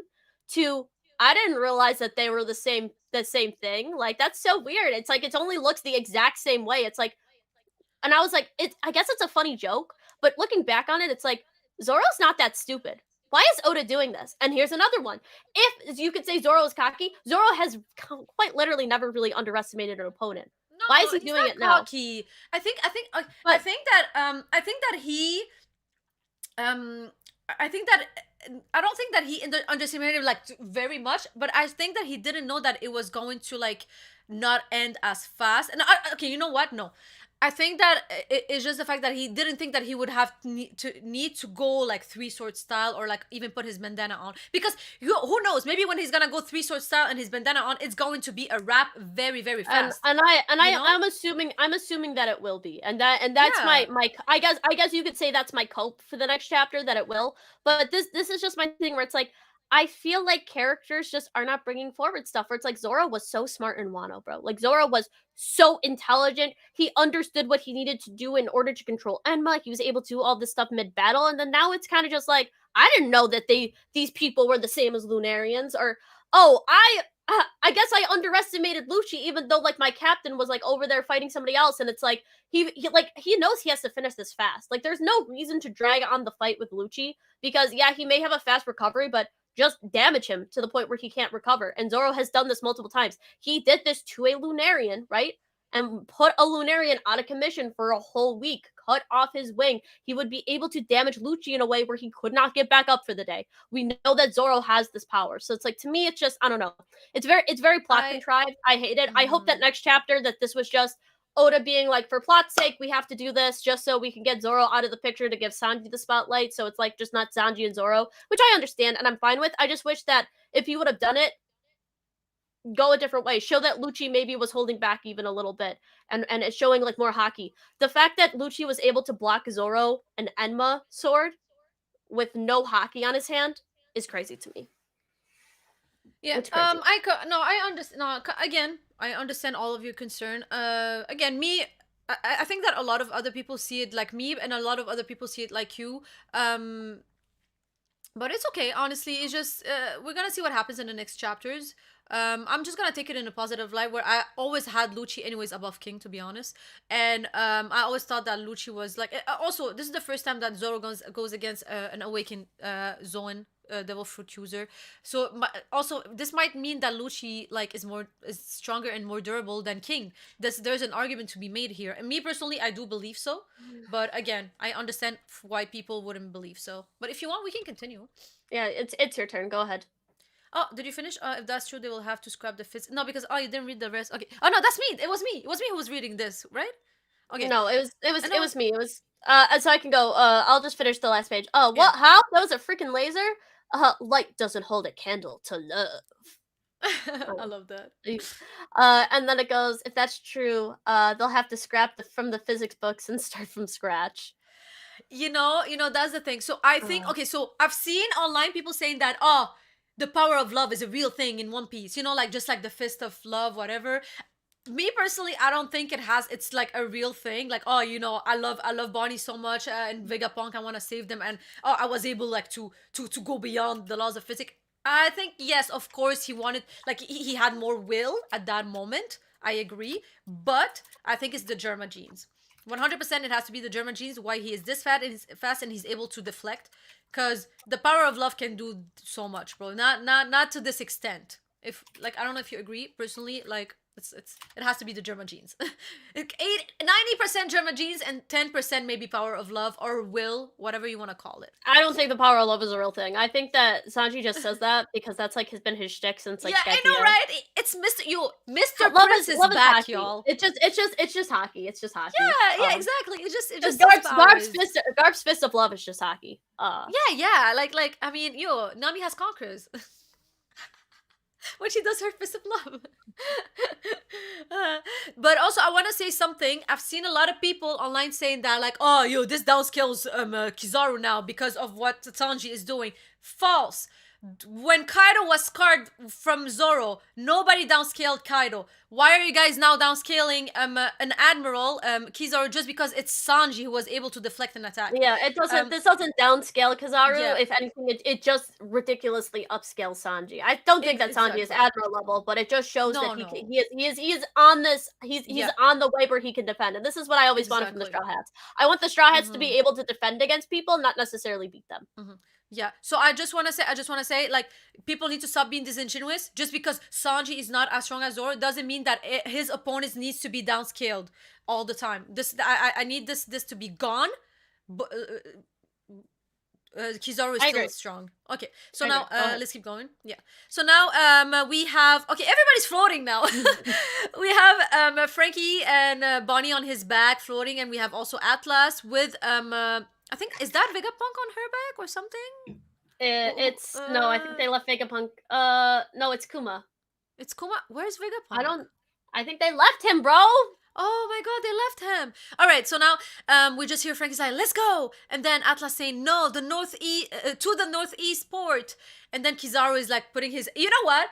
This is Kizaru's favorite pose, putting his head his hand on his hand on his head, bro. He's always like, shake my head, bro. He's like, "Well, I'm in a real pickle now," bro. Bro. This man, I feel like he's so nonchalant. He's like, bro. He's narrating his life. Here comes the best panel of the entire chapter. We have Kizaru. Bro, is Kizaru 20 feet tall, bro? What the hell? Is he 30 feet tall? It's just a perspective. Yeah, he's so gigantic. He's looking at Sanji and he's like, they will expect me to at least bring back your heads after all this. And then we have Sanji lighting up a cigarette, and we have Luffy looking up. He's just laughing, ha ha ha. Sanji lighting up a cigarette and saying, "You'd better start drafting an apology letter for them then." I feel like this scene is gonna be insane in the anime. I feel like he's gonna take his lighter, bro, and he's gonna like light it up like right in front of Kizaru. Bro, listen, bro, this chapter belongs to Sanji. Listen, you deserved it, Sanji. You deserved it, number one. Bro, you got it, bro. This is better than sex, bro. This is amazing, bro. I'm sorry, like, I've been praying for a time like this. I've been praying, like, Oda delivered, like, you know what? I have suffered. Me and the Sanji fans, we have suffered too much slandering, bro. This Mr. Prince is back, bro. Mr. Prince is back, bro. This is the Sanji. Why are you saying Mr. Prince, bro? What does that even mean? Because he was called Mr. Prince back in the days. Yeah.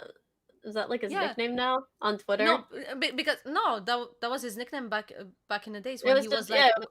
Yeah, it's just like the Little Garden thing he said like one time. No, because I'm just saying that like he was so cool when it happened. So that's why I said that's Mr. what Prince you're is saying. back. Yeah. Anyways, okay. So like, no, it's just because like, that was his cool era, and he's back on his cool era, is what I mean. I see. He's not on his like sexual assault era. No, what? Okay. Now you don't need to say that. We don't want to get demonetized. Anyways, hopefully YouTube didn't hear that, but I just want to say like, yo, this is I love this. When this gonna get colored, I'm gonna have it in my phone, probably phone screen. Amazing, I love it. Let's keep going. Then we have the bum spider crumbling. I don't know whose leg. I know whose leg is this. We have the leg of Katarina the Fawn. She's stepping, and then she's saying probably, well, it's not every day you see one of the 5 elders down in the dirt. Yo, this is amazing. Also, Chemist, thanks for the flowers. I appreciate it, my guy. Also, guys, I did remember Mr. Prince. I just didn't get the connection of like his cool era. That's why I was like, why are we calling him Mr. Prince? Like, what was the connection? Yeah. Because like that was like his coolest era, like before like Oda just tainted him. The trial of love. Yeah, but yeah, so we have, oh my god, yeah, this is a moment for you. This is gonna make up for everything that happened because you love the Blackbeard Pirates. So we have Katarina the Fawn. Exactly. You have Katarina the Fawn, who's like, my, look at you. Just what kind of delicious power do you have? I don't know what is that. Anyways. She goes, yeah, something like that. And then we have I don't know. She's probably continuing speaking. She's like, to think an elder would come down to the surface and bless us with his presence, it's unheard of, bro. Honestly, her drip is kind of lit. Like her drip is lit, bro. And then we have her touch. She's touching one of Saturn's legs, and if you guys remember, whenever she touches somebody, she can impersonate them. So now she can impersonate Mr. Saturn, and she's like, "Hold on." Yeah, wait, do I continue? Do I continue and then, or do you want to talk now? Just do the mission complete, bro, Okay, because that's insane. okay. So then she touches the leg and she's like, but it sure made our job a haluva lot easier.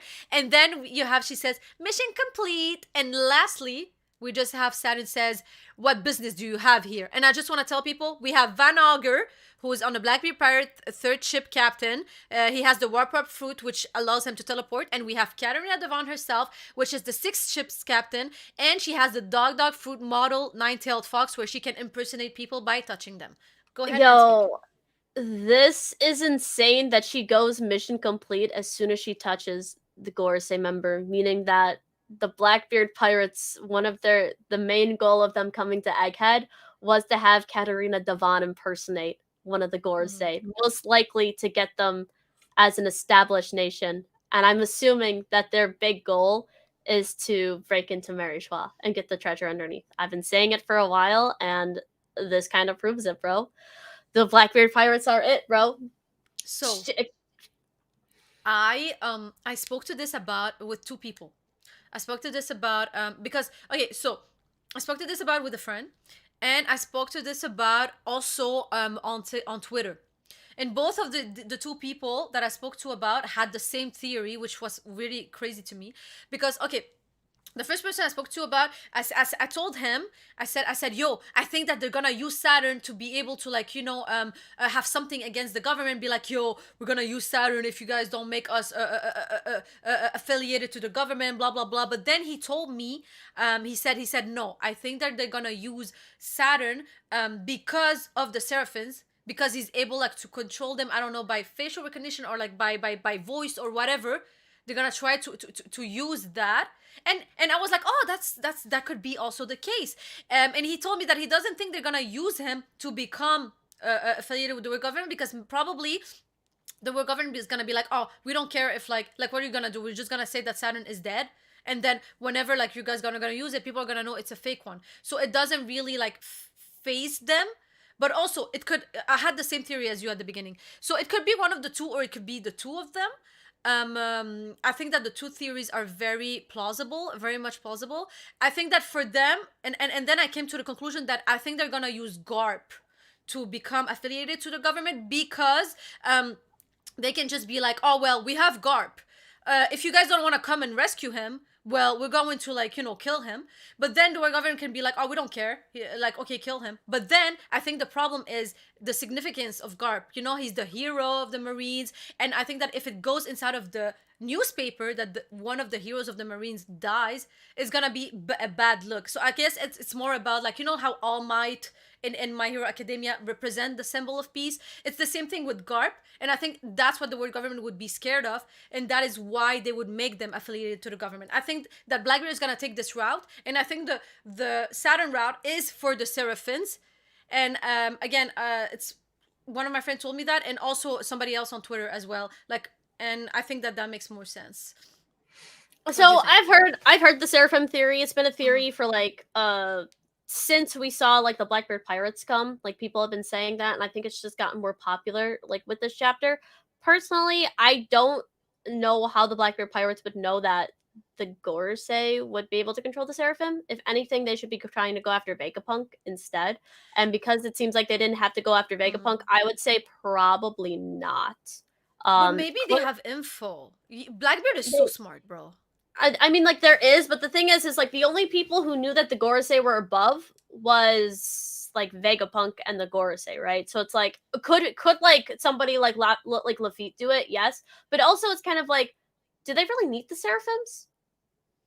Okay, so that's the thing. I think that what happened, and that's like friend number one who told me that. He was like, yo, if you remember, when Blackbeard went against S-Hawk, he was shocked. He was like, what is this?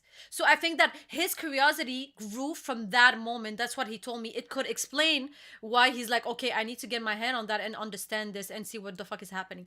It could have been from that moment. That scene so I don't see that scene like that. I see that scene as the fact that Blackbeard knows what a Lunarian is and realized that it was a pacifista Lunarian. That's how I see that. It could be.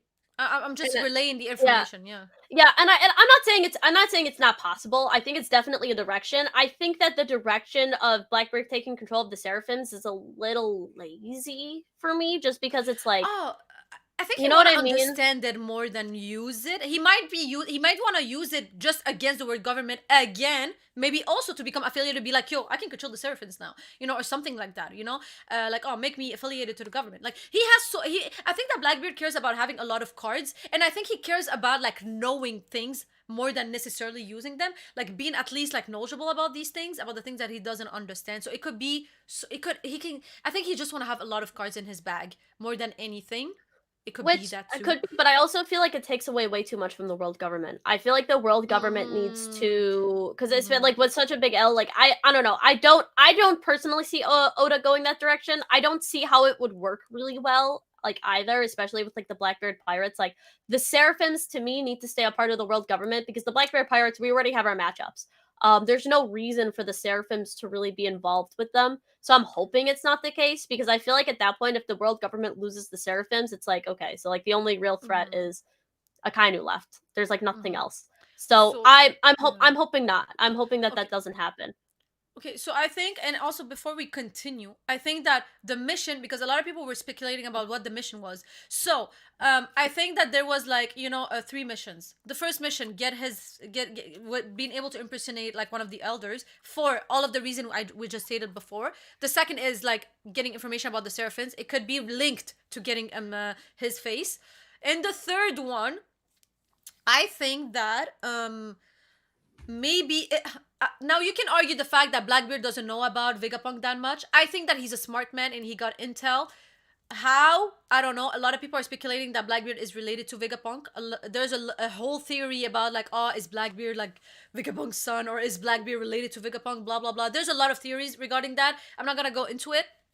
But let's say he knows about Vegapunk. He has a link, or Blackbeard researched a lot of things. He's a smart man. So let's say that this is the case. I think that one of the mission would be to go get whatever was in Shaka's head, because we have a panel stating that where Shaka says that, oh, I went to Elbaf. It's on chapter 1066 if you guys are wondering. I went to Elbaf and I read all of the books of Ohara, and also I came back to Egghead and I continued the research and everything is in my head. Well, I don't I think could that see Oda, that being a yeah, part of yeah, that. Yeah. I don't think that Oda would have shown us this and explained to us all of this if it wasn't gonna be used. Because Shaka, yes, he got killed, but who is gonna go take this research? Like, is it gonna be Robin? Is it gonna be Blackbeard? I think that it could very much be Blackbeard. Or it has to be at least somebody, because Oda cannot just show us like that and just And leave then it put there. it, yeah. Somebody is, What is it called? Is yeah. it called? It's not Occam's razor. It's the other. It's the other thing where it's like if something shows up, most likely it's going to be brought back. Yeah. But it's another literary thing, but it's totally slipped my mind. I think that that's far more plausible of what it is. I actually think that that's probably what it was, considering what Chaka is. It would also make sense that they would have information, Mm-hmm. considering that the Shanks Mm-hmm. pirates were on that island. And I would assume that if Shanks is looking after Blackbeard, Lafitte is probably somewhere in the corner looking after them as well. And they probably had Yo. information that Chaka was on there. So Yeah. I think that theory is like probably 100% of what happened. Like I think that that one is like super spot on. The Seraphim Mm-hmm. one, to me, I hope he doesn't go that direction. I can see that there are definitely elements Yeah, of yeah. it going that way, but I hope that he doesn't because I feel like it'd be too big of a loss for the world government. And the world Mm-hmm. government's I kind of looking like a understand. little bit of a joke right now. So they need to keep at least one Mm-hmm. of the powers. But So I don't see that happening, but I definitely see that information giving Blackbeard even another step up of the Straw Hats, where it's like, well, they have Robin, but we have better Robin. You know what yeah, I mean? and Like and we have Robin times two. yeah, and also, but don't forget also that Bonnie, like right now there's the existence of Bonnie. So are the Seraphim actually like still a threat? Like whoever has Bonnie with them, like they would need to like change the order. But if Vegapunk dies, who's changing the order? So I think that like maybe the Seraphims are not, like, maybe they already lost a bit like that manpower because of Bonnie. So I don't know what they're gonna do. Again, maybe because now they have, what is her name, York. Maybe York is gonna like change the order or do something about it. But if she doesn't, unfortunately, that whole power system crumbles because of Bonnie's existence, unless Bonnie dies. But we know that she's not gonna die. And also, I wanted to add, for the people who are wondering, what were in the books on Elbaf, where when Shaka went there. It's the O'Hara, all of the O'Hara that all of O'Hara's research and what the secrets of the world government that they unveiled. So it's all of Yeah. the about the void centuries for everybody who's wondering. So Shaka has that in his head, and he continued the research. Yeah. I just wanted to Also, bring that up. because there is somebody who was like, "Oh, the world government looks weak right now," and they're like, they're definitely not. But when you're looking at it, an entire Buster Call just got soloed by a single pirate crew. You could say that the giant pirates are Mm-hmm. crazy, but this is a Buster Call that got soloed. Saturn just got taken out by a single move from Luffy and got absolutely shooted Mm-hmm. across.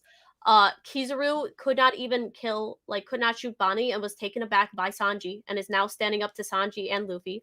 Kuzan has joined the Blackbeard Pirates and is no longer affiliated with the world government. Green Bull was scared off of the island from Shanks. I don't think that was showing all of his power, but that is the case. We saw that Fujitora could not cut through Doflamingo strings, which to me I feel like is kind of ridiculous for an admiral who was supposed to be like far stronger. Like Birdcage could literally get rid of Fujitora. To me, that's crazy. Um, I feel like that Mm-hmm. was a little bit of a mistake on Oda's part, but that's beside the point. When you're looking at the world government right now, if they lose the Seraphim and they're losing everything in this battle, like the only thing that have left is really Akainu. Like if a giant crew can if a single pirate crew can solo an entire Buster Call, Yeah, no, I. But also, also don't forget. They're not like there's only like vice like people in that Buster Call. There's no there's no captains. There's no like the only admiral that is on the island is obviously Kizaru. But I think that they're all like vice captain or vice something. Like yeah, they're all like they're all like yeah. really strong and they just didn't really do anything. And to me But it's just that's like Oda. That's Oda's fault. Like he didn't like he showed like we haven't seen Doll do anything. We haven't seen anybody do anything because I think that Oda don't want to like give them screen time. I think he just wanted to introduce them for the future, because yeah. when if they would have gone one on one, like I'm pretty sure it would there were gonna be like nice fights, but like we don't have time for that. Yeah, And this and and and the I wanted to get to another point, but go ahead before if you wanted to add Yeah, something to I was that. gonna say, this is also just not like a regular Buster Call. This is like one of the biggest Buster Calls. Like this is the Mm-hmm, biggest mm-hmm, Buster Call that they've ever called. And the giant pirates, you could say they're giants or whatever, but like we also have to remember that like multiple people have taken out giants very easily. This is a Dressrosa Luffy who took a Harujin, right? You could say Dory and Bragi are stronger, and I would say yes, you are completely right. But the mm-hmm, fact that you know what I mean, like just how weak is the world government? What are the type of people that they're sending, and are they really that much of a threat? I mean, yeah, we know mm-hmm, that Green Bull was able to take out like Weevil, but like mm-hmm. I don't know. No, I To me, it seems like understand. the world government is losing a lot of power, and I feel like especially Mm-hmm. after looking at how Saturn was taken out, and I don't know, bro. But I don't you know. know what? But I always thought that, like, honestly, I never scaled the Gorosei too high. I always like had speculation about them. But this just shows that like it doesn't mean anything. Like ranking, your rank in life, your rank in society means nothing. You can still be a bum, honestly. And I just wanted to thank Vexis for being a member for 3 months in the Hime Darlings family. He says much love to the Chibi girls, like the stream, and also we have Killer Comedy TV, who has been a member for 4 months on YouTube in the Hime's Darling family as well. He's like the stream, we have virtual cookies. Thank you, thank you, thank you. You guys are Oh, amazing. Love you guys. yep. And Um, then thank you for the rose, Ryan from 90s anime. I appreciate you, Broski. Thank you. But yeah, and uh, and also I wanted to get to another point regarding that, where like where how you spoke about how the world government looks a bit weaker now because of everything that happened. This is also one of my reasoning to why I do not think that Kizaru is gonna switch sides, because it would be too much of a great be too loss. much. A lot of people are like, "Oh, Kizaru is gonna end up switching up," and I'm like, character development wise, it could work. Like Oda could write it in a way, but narratively speaking, like story wise, it would make no sense, because the powerhouse of like the Marines, the world government, would take too much of a hit.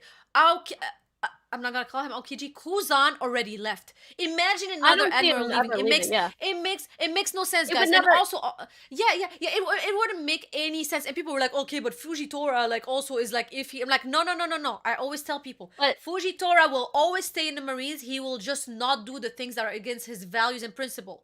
He will just not do the things, but he will still stay there. And same with Kizaru. I think that the moment he said to Doll, go, he was resolved on continuing the mission. He's just not enjoying it, but he is going to stay.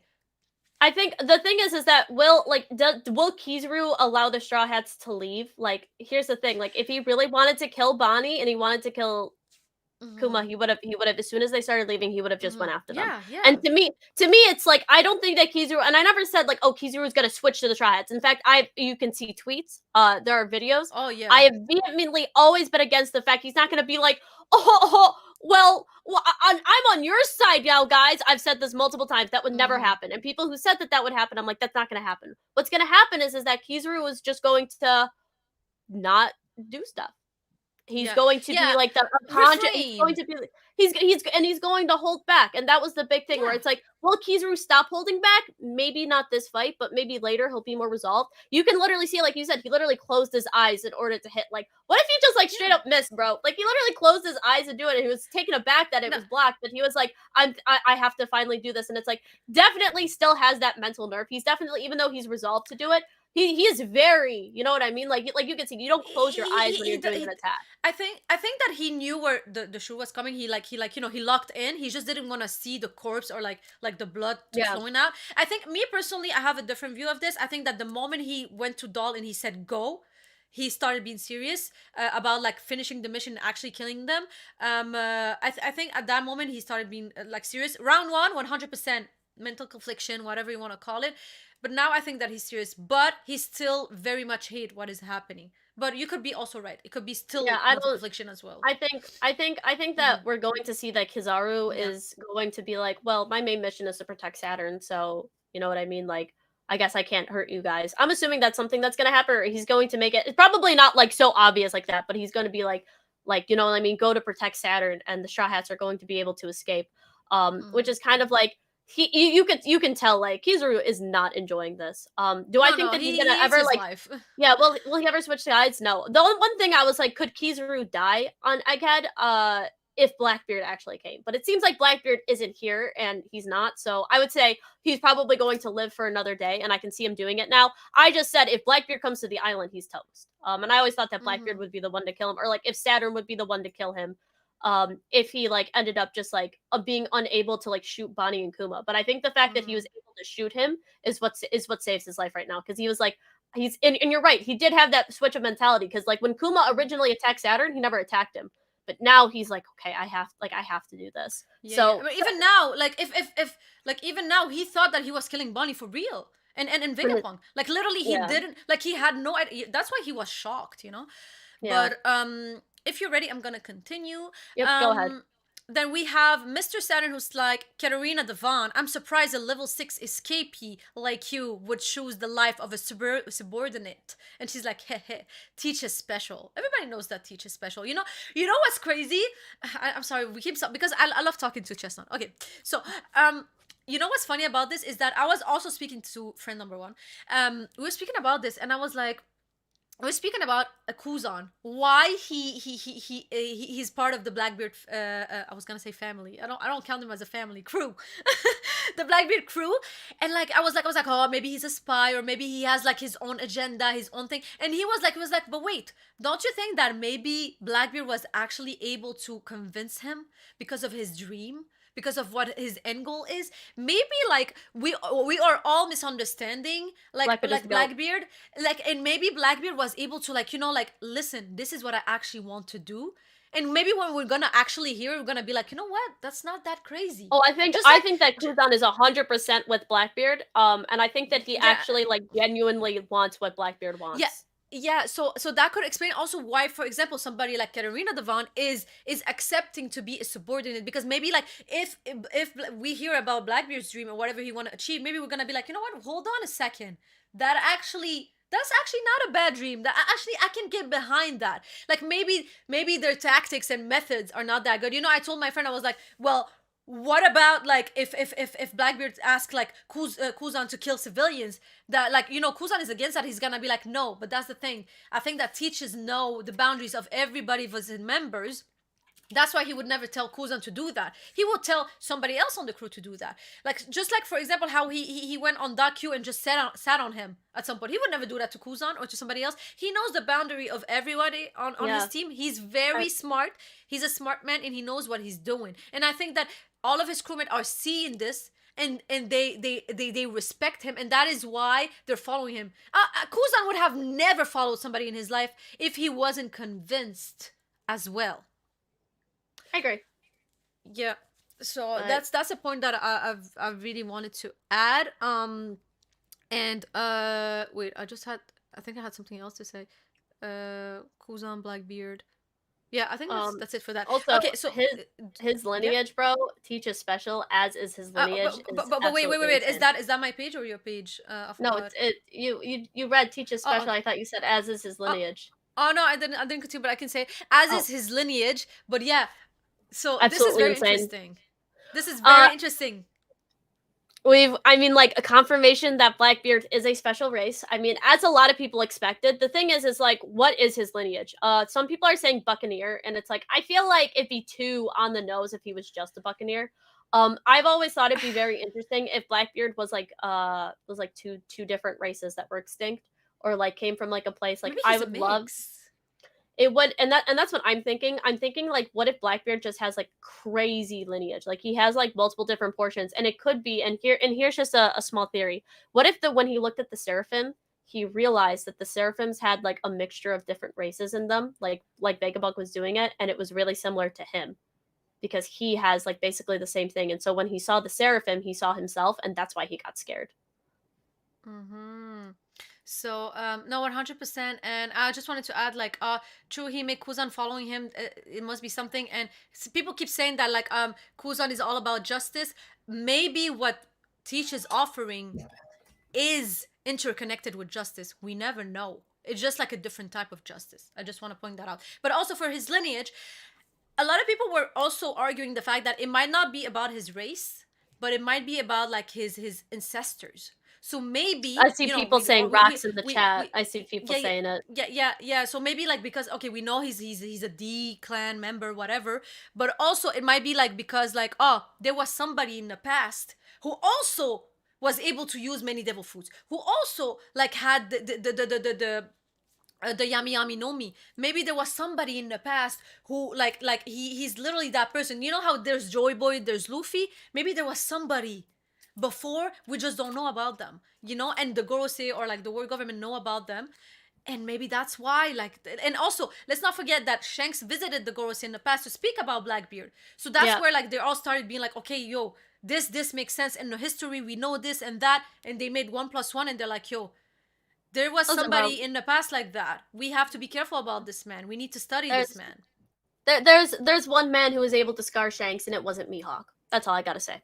There's one man who was able to scar Shanks, and it was not Mihawk. And Shanks said that, and said that they were fighting full out. There was a full out fight, and Shanks was able to put a Shanks had a lasting scar made by Blackbeard. Um, Blackbeard is insane, and could Blackbeard be related to rocks? I think that would be the very obvious take. You know what I mean? Like, oh, like Yeah, obvious. I feel think it's like fine. Oda wouldn't do that. It's too obvious. I think that I feel like he wouldn't, but I feel like I would be fine with mm, it. You know what I mean? Like, it'd be the take where I'm just like, yeah, you know what I mean? Like, I could see that happening. You know? but also a lot of people, and it's like I think it's Joe on Twitter. We both follow him.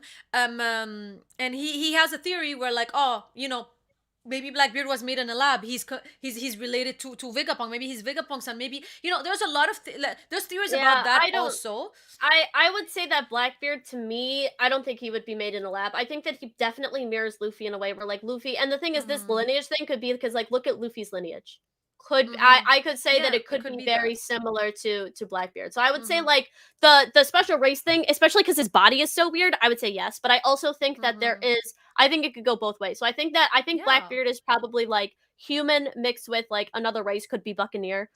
Could be a little bit Lunarian, like could be. And that's why he's a little bit special. But it could Mm-hmm. also be like his lineage, as in like Mm-hmm. Luffy has Garp and Dragon as his family. Mm-hmm. Blackbeard might have somebody similar. Could be Rocks. You know what I mean? Like, Yep. could be Rocks. Could be somebody else that was erased from history. Some people were saying could be Mm-hmm. Joy Boy. Would be very interesting if he was like a descendant of Joy Boy, of like the Yeah. original Joy Boy, and they were tracking him down. Because it would like be like, oh, you would think Luffy is, but no, it was Blackbeard, and so it's Yo, like. literally Spicy said in the chat, he's like, Blackbeard, a descendant of someone significant to emo in the void century. Exactly. Maybe he's not the first one to have many devil fruits, and maybe he's not the first one to have also the yami yami no mi and use it in a certain way. So yeah, I think that all of the theories can be like, I think it's very very cool that now we're diving in Blackbeard's backstory and theories. um but yeah, that was very interesting. I'm going to continue. So here we have Sandy saying, "Ah, so you know about that." Oh no, that's Katarina Devon. She's like, "Ah, so you know about that, obviously." Then he's like, "Your crew is always up to something. What do you hope to get out of these stunts?" So yeah, ever since Shanks came to the Gorosei and spoke about them, they started like studying them and looking at them. Um, and then you have Van Auger sitting down, looking drippy and cool, bro. It is Van Auger week. I don't want to hear it, bro. Van Auger is like Van Auger is Sanji, great. Zoro, Luffy. Nah, it's Van Auger piece. So Van Auger is like the world, bro. If this isn't bars, bro. I'm not a Blackbeard like crew like fan or anything, but this is cold. The world, yo, I love it. It's so vague, but at the same time, it's precise. I love it. Yo, Van Auken is just what's crazy is that like we don't know what his dream is, but we know that it's related to maybe controlling and maybe like freeing some stuff, or maybe it could be freeing or controlling. I don't know. It could be so many things. It's so crazy. What do you think? What do you think is his dream? People can hear me clicking my keyboard, and I'm very sorry. That's Oh, my I bad, can't hear. guys. Yeah, you can't, but everybody on the Wait. Oh, okay. Go ahead. Sorry, you were lagging a bit, but yeah, you're fine. sorry, yeah. Sorry to the TikTok people who can hear my thing. Also, probably sorry to the YouTube people who can definitely hear my keyboard. I I couldn't hear you, only so get they can't hear you. Don't worry. they can because it actually comes through my mic instead of through Discord. Discord silences it. Yeah, sorry guys. I gotta stop typing in chat or mute my mic. That's my bad. But also, yeah, sorry to totally cut you off on that because you were on a really good rant. I'm not too sure what Blackbeard's stream could be. I'm gonna be honest. Yeah, it's so cool. But also, I wanted to add one thing. You see, and okay, no, actually, let's continue. I'm gonna add it after. Then we see Van Auger looking. Yo, but I think this is his observation hockey, bro. He's so good, bro. And he's looking, or maybe future side. He's looking, and then there's Saturn, who's about to stab Oh them, god. and they just wait, how do you I don't know how to Warp. pronounce it. Teleport. Warp. Yeah. Warp. Yeah. Warp. Warp. Or teleport, because that's his devil fruit, bro. This is crazy. And then I'm gonna stop you. This is so good. This is so crazy. Like, Van Auger has been shown to have amazing feats from the episode itself to here, bro. I'm telling you, Van Auger on top, bro. He needs to be in everybody's top 30, bro. I'm telling you right now. He I needs to. love Van Auger. I think Van It, Auger is probably my yeah. favorite character. He's so cool. I mean, I preferred Lafitte at first, but yo, Van Auger is like going up in my ranks. And also, this just shows how good the Blackbeard pirates are, because they're gonna be the endgame villains, so they have to be this They good. are. And I I love wanted it. to say, and I wanted to also give some flowers to the Blackbeard pirates. Like, I'm very much talking positively about them, and she knows. You ask her. I hate Blackbeard, and I'm talking positively about them. They are such a organized crew. Their energy, their synergy, their chemistry, bro. They lay down a plan. They stick to it. They execute it, and they get result. You see them. They went and kidnapped Pudding. They came to Egghead unseen. They went and got whatever the mission they had to get, and they left, bro. Tell me this isn't what efficiency is, bro. And then on the other hand, you see the other peril, which is Luffy's crew, never sticking to the plan. Everybody's scattered everywhere. You have Jinbei, who's just running around, flying, twerking, I don't know, moving boxes. You have Usopp's crying, Robin sleeping. You have Zoro, who's still fighting the cat. You have Luffy, who's taking mid-fight lunch breaks. and then you have Sanji, who's trying to like save the day by himself. It's just like, when you see the two crews, like, listen, I think that Blackbeard's crew has been amazing. In Egghead Island, like, Blackbeard's crew has been organized. They have been fierce. Avalo Pizarro showing out, like, and the thing is, I've always loved Van Auger. I was like, oh, when Avalo showed out, I was like, oh, Avalo Pizarro's him. I see Van Auger showing out, I'm like, oh, Van Auger is him. It's like, Katarina Devon. I think that she's so interesting. like there's just so many fantastic, like I hope that like San Juan Wolf gets a little bit of showing too. I think it'd be very interesting, especially when we see how powerful the giants are. Like in this chapter, they soloed a Buster Call. San Juan Wolf should be on somewhere on that level. I also think that this kind of buffs up Garp as well too, a little bit, Mm, where it's like he was able to like throw San Juan Wolf, where it's like the Giants were able to solo a Buster mm. Call, so it's like take that as you will. But yeah, the Blackbeard Pirates has always been it.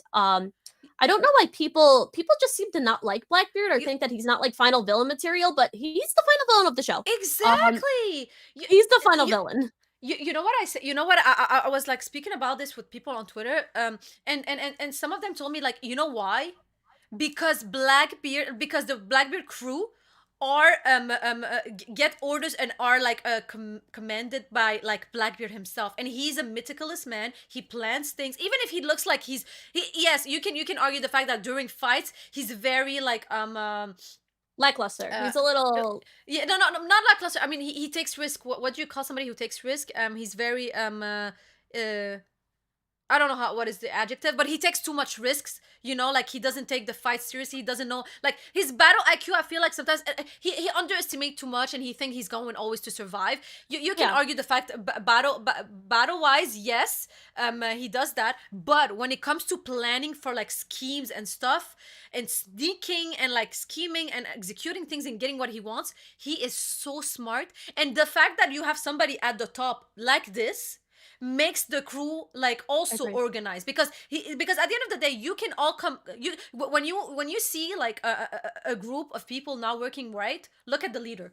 and look who the leader is, because the leader Yeah, is I going think to change the chemistry of the whole crew, and because he's giving the orders and he's efficient, his crew is going to be efficient as well. his And if crew is you just fantastic. yeah, and when you and when you look at the Straw Hats, and again, I love the Straw Hats. I'm not trying to like shit on them or anything. I'm just comparing facts. You have Luffy, who doesn't care about plans, who's super like who takes a lot of risk, who just like runs out and do whatever he wants. He doesn't really care. He's not very like organized. He was never organized, to be honest. So because he leads in that way, that's why you don't see too much organization when it comes to his crew. Now it doesn't mean now you can say that yeah, they always get the result they want, but I think that there's a lot of like plot armor to that. I think that a normal crew wouldn't be able to get this far like this. But um you just have to compare the leaders, and this is how you can see how the crew is afterward. So I just wanted to point that out. Like it's a very like interesting comparison, I think. Yeah, I think that Blackbeard is definitely a better tactician than Luffy is, like 500%. Oh He's yeah. very smart, he's very organized. I'm not gonna say he's a better leader, but I think that he No, is no, not on the same. necessarily. I'm gonna say he's on the same level as Luffy, where a lot of people think that he isn't. Mm-hmm, Very clearly, especially from the Katarina Devon speech, they're like the mm-hmm, level 6 people from Impel Down are following Blackbeard because we believe in his dream and his plan. Like we like, and very similarly to how the Straw Hat Pirates, they all have their own separate dreams, but they follow Luffy mm-hmm, because they believe in his dream and his plan. And it's mm-hmm. like I love the parallels and the comparisons. Um Yeah, me too. so so it's like, to me it's like I think that Blackbeard, like there's a reason why Shanks is like, I'm scared of Blackbeard. There's a reason why he's going to Oh, places. There's a reason why people are like the Blackbeard pirates are the most extreme. There's a reason why we saw Law terrified at the power of the Yami Yami. Like I think that this mm-hmm. solidifies that the Blackbeard pirates are the endgame villains, and it makes sense. They've been being set up for a while. Yeah, and also I wanted to say I found the adjective. Blackbeard is reckless during his fights, and Luffy is reckless planning. So I think they're the opposite. Luffy is not reckless when he fights. I think that he takes more the fight seriously than Blackbeard. He puts himself less in danger. Blackbeard is reckless during his fight, but scheming wise, he's not reckless. Luffy is reckless when he has to follow a plan. So I Mhm. think that's the big comparison. Yeah. Yep. Also, very quick. Thank you, Daddykins, for the rose. Very funny name. I do like it. So if is that your page afterward? I think I read. I'm not sure. Did I read enough page? um, you can go ahead and just finish this up. Okay, okay, cool. Then we have Saturn, who's like, looking shocked, I guess, that they disappeared.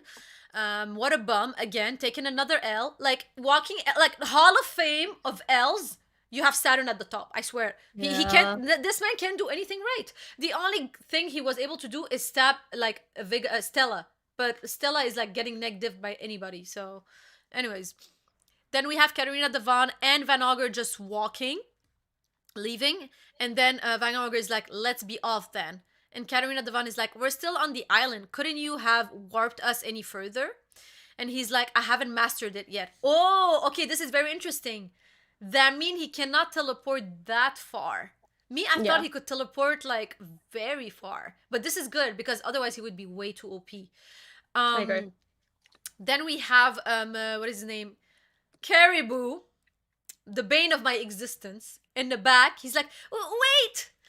He's like, and they're like shocked. They're looking. He's like, "Oh, hold on a second, please. Supersonic Van Auger, Maiden Hunter, Katarina Devon." Yo, this is Maiden Hunter is crazy. Maiden Hunter is insane, bro.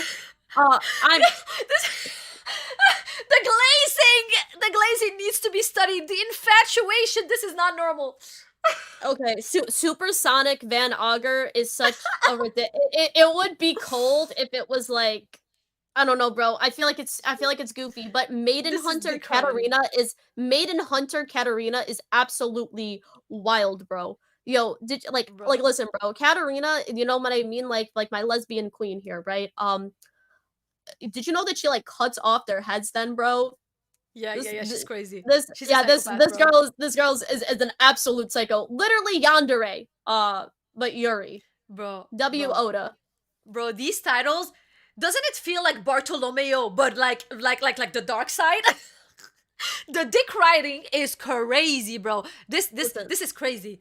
Oh my god. Wait, do I continue? He's like, go ahead. I never thought we'd meet in a place like this. And then you see him like crying and like putting his hands like this. He's like, I'm a pirate like you. My name's Caribou. I've been looking for you guys for like forever. Sorry. I meant to say forever. Oh my god, what a fucking, oh my god, what a bitch. He's like, I set sail because I wanted to be a great man just like him. He's my idol, my hero. I've always dreamed of being a lackey on Commodore Teach's crew. It's Commodore. all I've ever wished for. Please take me to meet him. The glazing, bro. Oh my god, I want to vomit. This is absolutely insane, bro. And the thing is, I don't think that Caribou is joking. I think Caribou is 100% for real on this. Oh yeah, yeah. Honestly, he's crying too much, bro. Bro, this is if anything, if he's I swear to God, if this man is acting, and the actual real intention is that he's working underneath somebody else. For example, the man with the burns, with the flame, what is it called? Marked by Definitely flame not with the working with the with no the no man no. marked But by for flame. example, if no, I'm just saying. For example, if he's actually working for the man marked by flame, and this is all an act, give this man an Oscar because this is the greatest act. But I think you're right. He's actually Uh, been for real because knowing his nature, he would fit yeah. very well with Blackbeard. But it's just like, like, bro, can this man stop getting W's? He's been, bro. You know what? You know what? Oda was listening to me. I've been shitting on this man, slandering this man ever since he existed and was shown and graced a panel on the manga. Oda was like, you know what? Bet, bitch. I'm going to make him great. And now he's This gonna is become insane. part of the Blackbeard pirate. Bro, my worst dream is coming true, okay? My nightmare is coming true. This man is gonna be relevant. He's not an ingredient anymore. I call irrelevant people ingredients. He's not an ingredient anymore. He's gonna become a meal. And he's going to be going like end of story against the Straw Hats too, bro. Nah, there's nobody for him to go up against, so don't worry. Could you Bro, imagine if they just bro. kill him, bro? You know what's crazy? No, they're not gonna kill him. You know why? He has way too much information. That's He knows true, that about is the true. two Asian weapons. So he's gonna be like, yo, I have information for Teach. They're gonna be like, oh my god, Teach loves information. Let's get him. And also he's Listen, stealthy and he knows a lot about the Straw Hats now. But he's been like for 500 chapters with them. Like he can say so much shit. I'm telling you, he's gonna stay there and he's gonna rat everything because he's a rat. He's a snitch. He's gonna snitch everything to Blackbeard, and Blackbeard is gonna be so happy about this, and he's gonna just stay there as a spy or some shit, bro. I don't know, bro. This is yeah, crazy, this is crazy. The glazing is cringe. Caribou bro. cringe confirmed. You know what? You know what? And now I understand people who are more on Blackbeard's side and not Luffy's side and thought that Bartolomeo was cringe because we think he's cringe. So maybe now I understand where they're coming from. Listen, bro, I will say Bartolomeo is actually like a really cool character though. I And know, I yeah, I'm a yeah. Blackbeard glazer. This one is creepy. No, but you would be yo. You know the day where I slandered this man on Twitter? I thought that everybody's gonna back me up. No. The Caribou fan base came to cook me. This man has a fan base. They call him Carry Goat, and they thought that he's gonna be a straw hat by the end. First of all, I just want to say I am so happy that he's not part of like my goat's crew, and he's gonna go to your crew, your man's crew. I'm happy that we're finished with him. I don't want to see him anymore.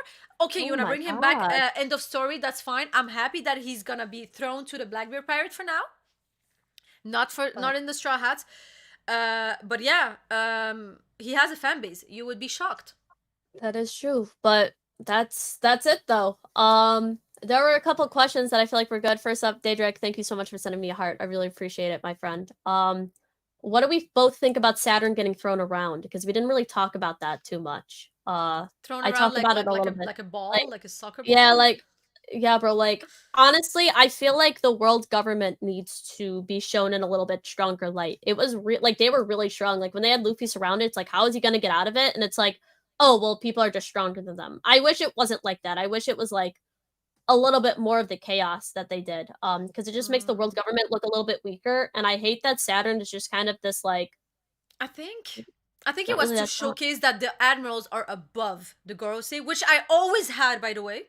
And I think that also this is the weakest Gorosei member. It could I be think this also is the that. weakest as well. Oh And yeah, I, for and sure. I They think so. never showed the strongest first. They always showed the Yeah, weakest they and always like show the weakest. yeah. It's classic shonen, so it's like definitely the weakest. We also really Mm, haven't seen what his power can do other than regenerate. yeah. But It was just wait, like he was able to like hold everybody on the ground. So he has still this power, which is pretty crazy yeah, when you think he about just it. like didn't really. I don't know. They really got Mm. to go explain what the Gorosei's powers are. But yeah, to me, it's kind of like the being able to be thrown by a single punch from Luffy is kind of just like, yo, Lucci put up a better fight than that. Not by much, Mm. but like just by a little bit.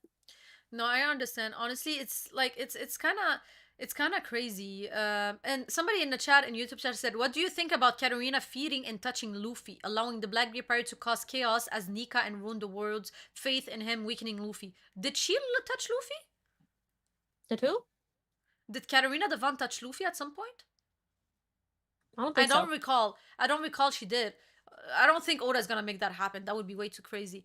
But yo, yo. Honestly, Caribou is on his has his own story. He has his own world, and we're living in it. I'm telling you, he has his season. No, like he's the new Law, but like the creepy dark one. So he was with he was with the Straw Hat for like almost 500 chapter, and then now 500 episode I think or something like that, and then now he's gonna start his new arc on the Blackbeard Pirate, bro. Who is this man, bro? Why is he so relevant, bro? Listen, bro. You know, I you know what don't I saw I don't be on knowing. Twitter? On Twitter, somebody was like, it's time to invest and to open the Caribou agenda," and I'm like, no, I don't want to know. I was like, no, please And don't. bro, the Caribou agenda is crazy. I think that the best. Like, if we're talking about like the agenda stock market, Zoro, I feel like did go down a little bit. Sanji stocks are up through the roof. Van Mm-hmm. Auger stocks are probably the biggest Oh, raise. crazy. Blackbeard stocks, I think, have also had a significant hike increase. Like honestly, all the Blackbeard pirates now have just like insane Mm-hmm. stocks. Yeah. Gorosei stocks down so bad. And then This I just think that's pretty this much just it. yeah, this just shows that the Straw Hats need to train and become better to be able to go against the Blackbeard Pirate iOS, because I agree. unfortunately a lot of Straw Hats members are too weak right now. Some of them haven't been shown to What do is Usopp anything. gonna do against Van Auger, Oh, bro? Die yeah, that's instantly? why Usopp's gonna get his arc on Elbaf. He has to. It makes Agree. sense. I want also Nami to become a bit stronger. She's fine, but what we need to see more of Chopper. Frankie showed some stuff. Real Brooke, Frankie Robin. was I good need had to a good see one. more. Yeah, Yeah, yeah, yeah, Frankie had actually a good showing in Egghead. I yeah. will say, bro, Yeah, not bad. at this point, like just looking at how powerful the Blackbeard pirates are, it's just kind of like, yo, what are the Straw Hats gonna do when they go up They're against washing. them? Yo, the Blackbeard Pirate Immediately are get washing washed. them. They're They're washing, like the washing only them. people staying alive are literally Luffy, Zoro, and Sanji, How? and What is maybe Nami. Maybe. what does Luffy do against Blackbeard negating his devil fruit? Yo, I know, right? I know, right? No, but I mean, to be fair, Luffy like still has good hockey. But you're right. You're right. Without Gear 5, bro. But also, we don't know how. Wait, we don't know how. you think that he can negate Gear 5 completely? Absolutely. It has to be, especially when you're looking at just how insane.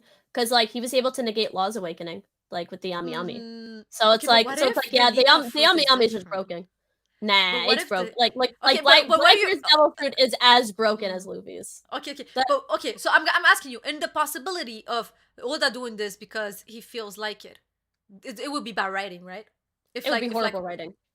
okay, cool, It would perfect. be I just wanted to make sure absolutely horrible. we're on the same wavelength. Perfect. Yeah, Because I would think Blackbeard's it would be Devil bad. Fruit. Blackbeard is the king of hacks. He is the king of off screen. And in a Mm. one-on-one off screen, bet on Blackbeard, bro. If you have a Devil Fruit, beware because Blackbeard is beating you. So it's like to me, I think that this is going to show, especially in this, where it's like I want Luffy to stop relying on Gear 5. I love Gear 5. I'm not one of the Gear 5 haters. I don't think that it ruins the story like many No, people we who love can't it. read. Mm. I want Luffy to focus on his hockey though, because I think that that is the last step of him. He needs to have hockey on the level of Shanks to be able to go up against Oh, Blackbeard. by the way, Hmm. that's a question that came up to my mind. Where is Blackbeard? He wasn't on either Hashinosu and Egghead. Where the hell is this man? Blackbeard is going up against Shanks, bro. He's gonna meet him. He's gonna be like, "Hey, what you doing there, buddy? What you doing there, pal? Hey there. Yo, How's that scar feeling, Shanks, old boy?" yo, no, but honestly, like, where the hell is Blackbeard, bro? Because when you think about it, Blackbeard usually don't move alone without Van Auger because you know, like it's good, great mobility. But he could be somewhere doing something with Lafitte. We never know. I cannot wait for Lafitte and Blackbeard to be showing up on Mary Joie and just like being like, "Yo, this is my government now." This is my government is crazy. He's like Blackbeard president 2025, bro. What's up? Honestly, in the race of Biden, Trump, and Blackbeard, I feel like he fits in there too well. I feel like Yeah, he actually honestly, is a good yes. candidate.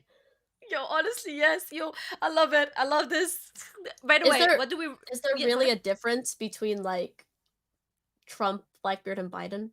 Like every is there like I actually mean, like a difference between I them? mean, Like I mean, I would, I believe that Blackbeard is the smartest. I'm sorry. I'm shitting. I'm shitting on another country's president. I don't live in the U.S. By the way, I live in Canada. We don't have a president, prime minister. But I'm just saying that, like, yo, come on. It wouldn't be a stretch to say that Blackbeard is smarter than a lot of people, bro. Like, look at him. Like, look at him moving like 5 chess, bro. Like this Yo, man is. Blackbeard would actually get rid of our student loan debt. He would actually be able to pass that, bro. He goes, "Yeah, you thought that the Congress Bro, could stop the bill, but you were wrong." yo, Blackbeard would be like Thanos, like just like doing this and everything happening. Honestly, Blackbeard for You president know what? 2024, You know bro. what would what did you say? I said Blackbeard for president 2024. Yo, I'm just gonna tell you something. In your world, in your country, if you guys want actually the student debt loan to like be erased, just ask Taylor Swift to talk about it. It's gonna Hey, all happen. right, well, listen, bro. We can't get the Swifties involved in this, Hime. You're right. You're right. All right. So, how much do you rate the chapter?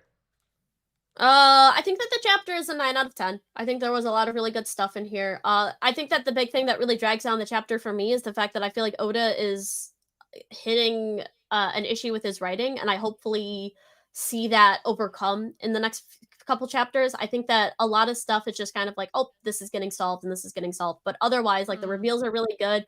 Honestly, a good conclusion to Egghead. I just wish that the Giants mm, weren't just like going in and destroying everything and just like completely soloing a Buster Call. I wish that Lucci had a better showing so that the Zoro scene doesn't make him look so weak.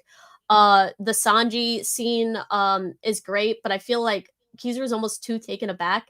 To me, it's just like things are kind of being done for hype right now. But it's also a very hype chapter, so it's like mhm. I'm fine with it for right now. I'm just hoping that Oda doesn't continue on like this. Me personally, I love the chapter. I think that everybody shined. In my perspective, the Monster Trio were amazing. I'm gonna give it a 9.5. Honestly, it was very, very good. I loved also the Bonnie and Luffy's interaction. How he was like, "Yo, this is how you do a punch." It was so cute. I loved the Sanji moment. I think that Kizaru being surprised for me, it was normal because he has never seen speed feats like this. before in his career. Also, I think that Zoro. I love the fact that Zoro was not shown having his bandana on and doing the three sword style, which makes sense. That means that like when he's going to be serious, he's going to be able to beat Lucci. Now, Jinbe is like Jinbe. I don't even want to speak about him. And when it comes to the rest of the crew, whatever they're doing, whatever they can. Brooke taking Not care very of the ship much. with Lilith. Um, I think that everybody shined very beautifully, and I loved the Blackbeard touch because I was like, yo, we haven't like heard of them after like they came in, so now we know, and we got so much information as well, mission wise, touching Saturn. Now we have theories. Also Caribou switching side, going there to give them information. I think this chapter was amazing. I loved it. So yeah, this is my final review regarding that. Word up. Like almost a 10 out of 10 for me. Yeah. Oh, I see. I like this. Casp and Alex in my chat, two goats who are subscribed to me, absolute goats, appreciate it. They said that Saturn could have like his fake body like out on Egghead and his real body still back on the ship. Could be interesting that he made like a double. Oh, do you think that's a thing? We I don't mean, know like the his extent of his power. yeah. It would actually make a little bit more sense. I would actually like that a little bit better if it's like because this way, like if Saturn ends up like looking so weak, it'd be like, oh well, maybe the Gorsei are stronger. I want the Gore. So here's the thing: I want the Gorsei to be strong because I want the villains of One Piece to be intimidating. Of Um, course. and I And feel like that's just like mhm. I want the villains of the story to be like. Could you imagine JJK if Sukuna was just like getting thrashed around? You'd be like, Okay, but the difference is I think that in this case the strongest are the admirals, but I do believe that the Gorosei are way weaker than they should. In my opinion, for villains, like for like crazy villains that were built up to be like this the whole portrayal behind it, I completely understand this the disappointment. yeah. 100%. Also, for Katarina Devon, her like people are asking what's the difference between her and Mr. Two, so like Bon Clay. Bon Um, Clay? I Oh, think big that difference. Katarina Devon's power is like because like Bon Clay can like change his body into it, but she can like change into them, and then I also think that she can She actually she not has like okay. So the difference is go ahead. Bon Clay, because I also like spoke about this on Twitter. Bon Clay can just like change his face. I don't know if he can change his whole He body. can I don't change his remember if he body. can. Okay, he can. Okay, so he can change all of his body, but his eye color stay his eye color. So you can know it's a fake. And I don't think he can change his voice. Now, Katarina Devon, I think she can change her whole body and everything, and also the voice, and like she literally can like she has the Yeah, voice, become she has somebody the else. yeah, My thing exactly is, the can she same use their person. power? Like, I can't remember if she can use like some like bits of their power, or like gets like bits of their stuff or not. Ooh, I don't. Oh, that I would be way too broken, bro. That would I be was way too because like she. So broken. here's my thing because she has the mythical nine-tailed fox devil fruit, and it allows her to Mm. change into people. But my thing is like if she touches somebody, is she able to take some of their power? Like not maybe like a full amount, but like that was my thing, and I'm like that would be like the only thing that's really different because yeah, Bon Clay does have like the stuff, but like hers is a mythical devil fruit. I feel like just changing into people isn't enough. So I was like, I want to say she can do that, but I don't think that was ever confirmed or not. In fact, I don't think we That have would be actually seen her you. use her power. You know what? I wouldn't be mad. They will be like one of the first like copy And power that's what I that we wanted. have. Yeah. And you know what? I don't mind as long as it's weaker versions. Like Yeah, I super don't think it weaker would be the versions, same and I'm strength. fine. Yeah, yeah. So, but as long as she cannot also use awakening, also like that's way too much. But like if she can use No. like some little stuff that are weaker, I wouldn't be against it, to be honest, because otherwise like her power is too close to the Bunkley one, and it's not that useful unless you tell me like unless again she because of the voice, because of like everything else. For the Seraphins it could be very useful, but still, anyways, we'll have to see. Yeah, there's a lot to talk about, but we've actually been Yeah. going for a while, so Yeah, maybe yo, time to it's call it been quits. 2 hours and 16 minutes. But you know what? I enjoyed it. We had so much to talk about, and I love it. Also, everybody, if you guys enjoyed it, like the stream, like the TikTok live, and also join the Discord. So, Very if true. one of the mods inside of our chat can link the Discord inside of like YouTube or the live, that would be great. If not, guys, just go on my bio or her bio. on our link tree, we have the Discord link up there inside of the link tree. Join there because this is where we put all of our like we just tell people whenever we go live and everything. It's very cool. And also we have events, game nights and stuff. It's very nice. We have a nice community, and if you're a Buggy fan, I have a role for you. But yeah, thank you so much, guys. Me, I don't have anything more to say. We love you. Um, Yeah. I do. I just want to do a huge shout out just for the TikTok because I do have some of my Mhm. subscribers or that are still in here. Oh. Alex, and the Real Cast. They come to like every single live, so I just want to do a huge shout out to them. Because they are still in here from what I'm seeing because I still see them typing and they're just huge supporters. So I really do appreciate you Oh. guys. Like for real, I see you guys. I notice you. I see the support you give me, and I appreciate it to no end. So thank you guys so much. And then also, I know that there's a ton of people in the YouTube, but I don't have the YouTube up right now. So whoever's Oh still no, in the yeah, YouTube, don't I worry. love and I'm appreciate taking care it of all. it. I just want to say somebody said, Killer Comedy said, congrats on 4K subs. Thank you. Yes, I hit 4K on YouTube. Hopefully, like, Woo! we're gonna hit 5 and then 10. Yo, I'm working hard for that. Thank you so much. It means a lot to me. And also, we need to celebrate the fact that, yo, like, Chestnut is almost at 25K on YouTube. She's amazing. Let's keep going. Keep going, girl. You're amazing. Uh, Oh, yeah, but I'm yeah, actually 50 away. Oops. I actually am 50 away from 25K. That's crazy. yeah, exactly. I told you, like, yo, it's been going crazy, crazy, crazy, crazy for the both of us. It's amazing. And I just hit So yeah. 40K on TikTok, so Oh, let's go, let's go. You know what? I'm so happy. I'm so happy. So I wanted to say, the next stream is going to be probably tomorrow if JJK comes out. So again, join the Discord if you guys want to know when we go live. Um, and yeah. So it's gonna probably be, yeah, it's gonna be on Chestnut channel, and I'm gonna go myself live on TikTok. So we always yep. switch up. It'll be Yep. super cool. So make sure that you guys are popping in the Discord if you want to talk to us because we do chat in there. So all right then, that'll be it for today. Have a nice night, guys. Peace, peace. Peace.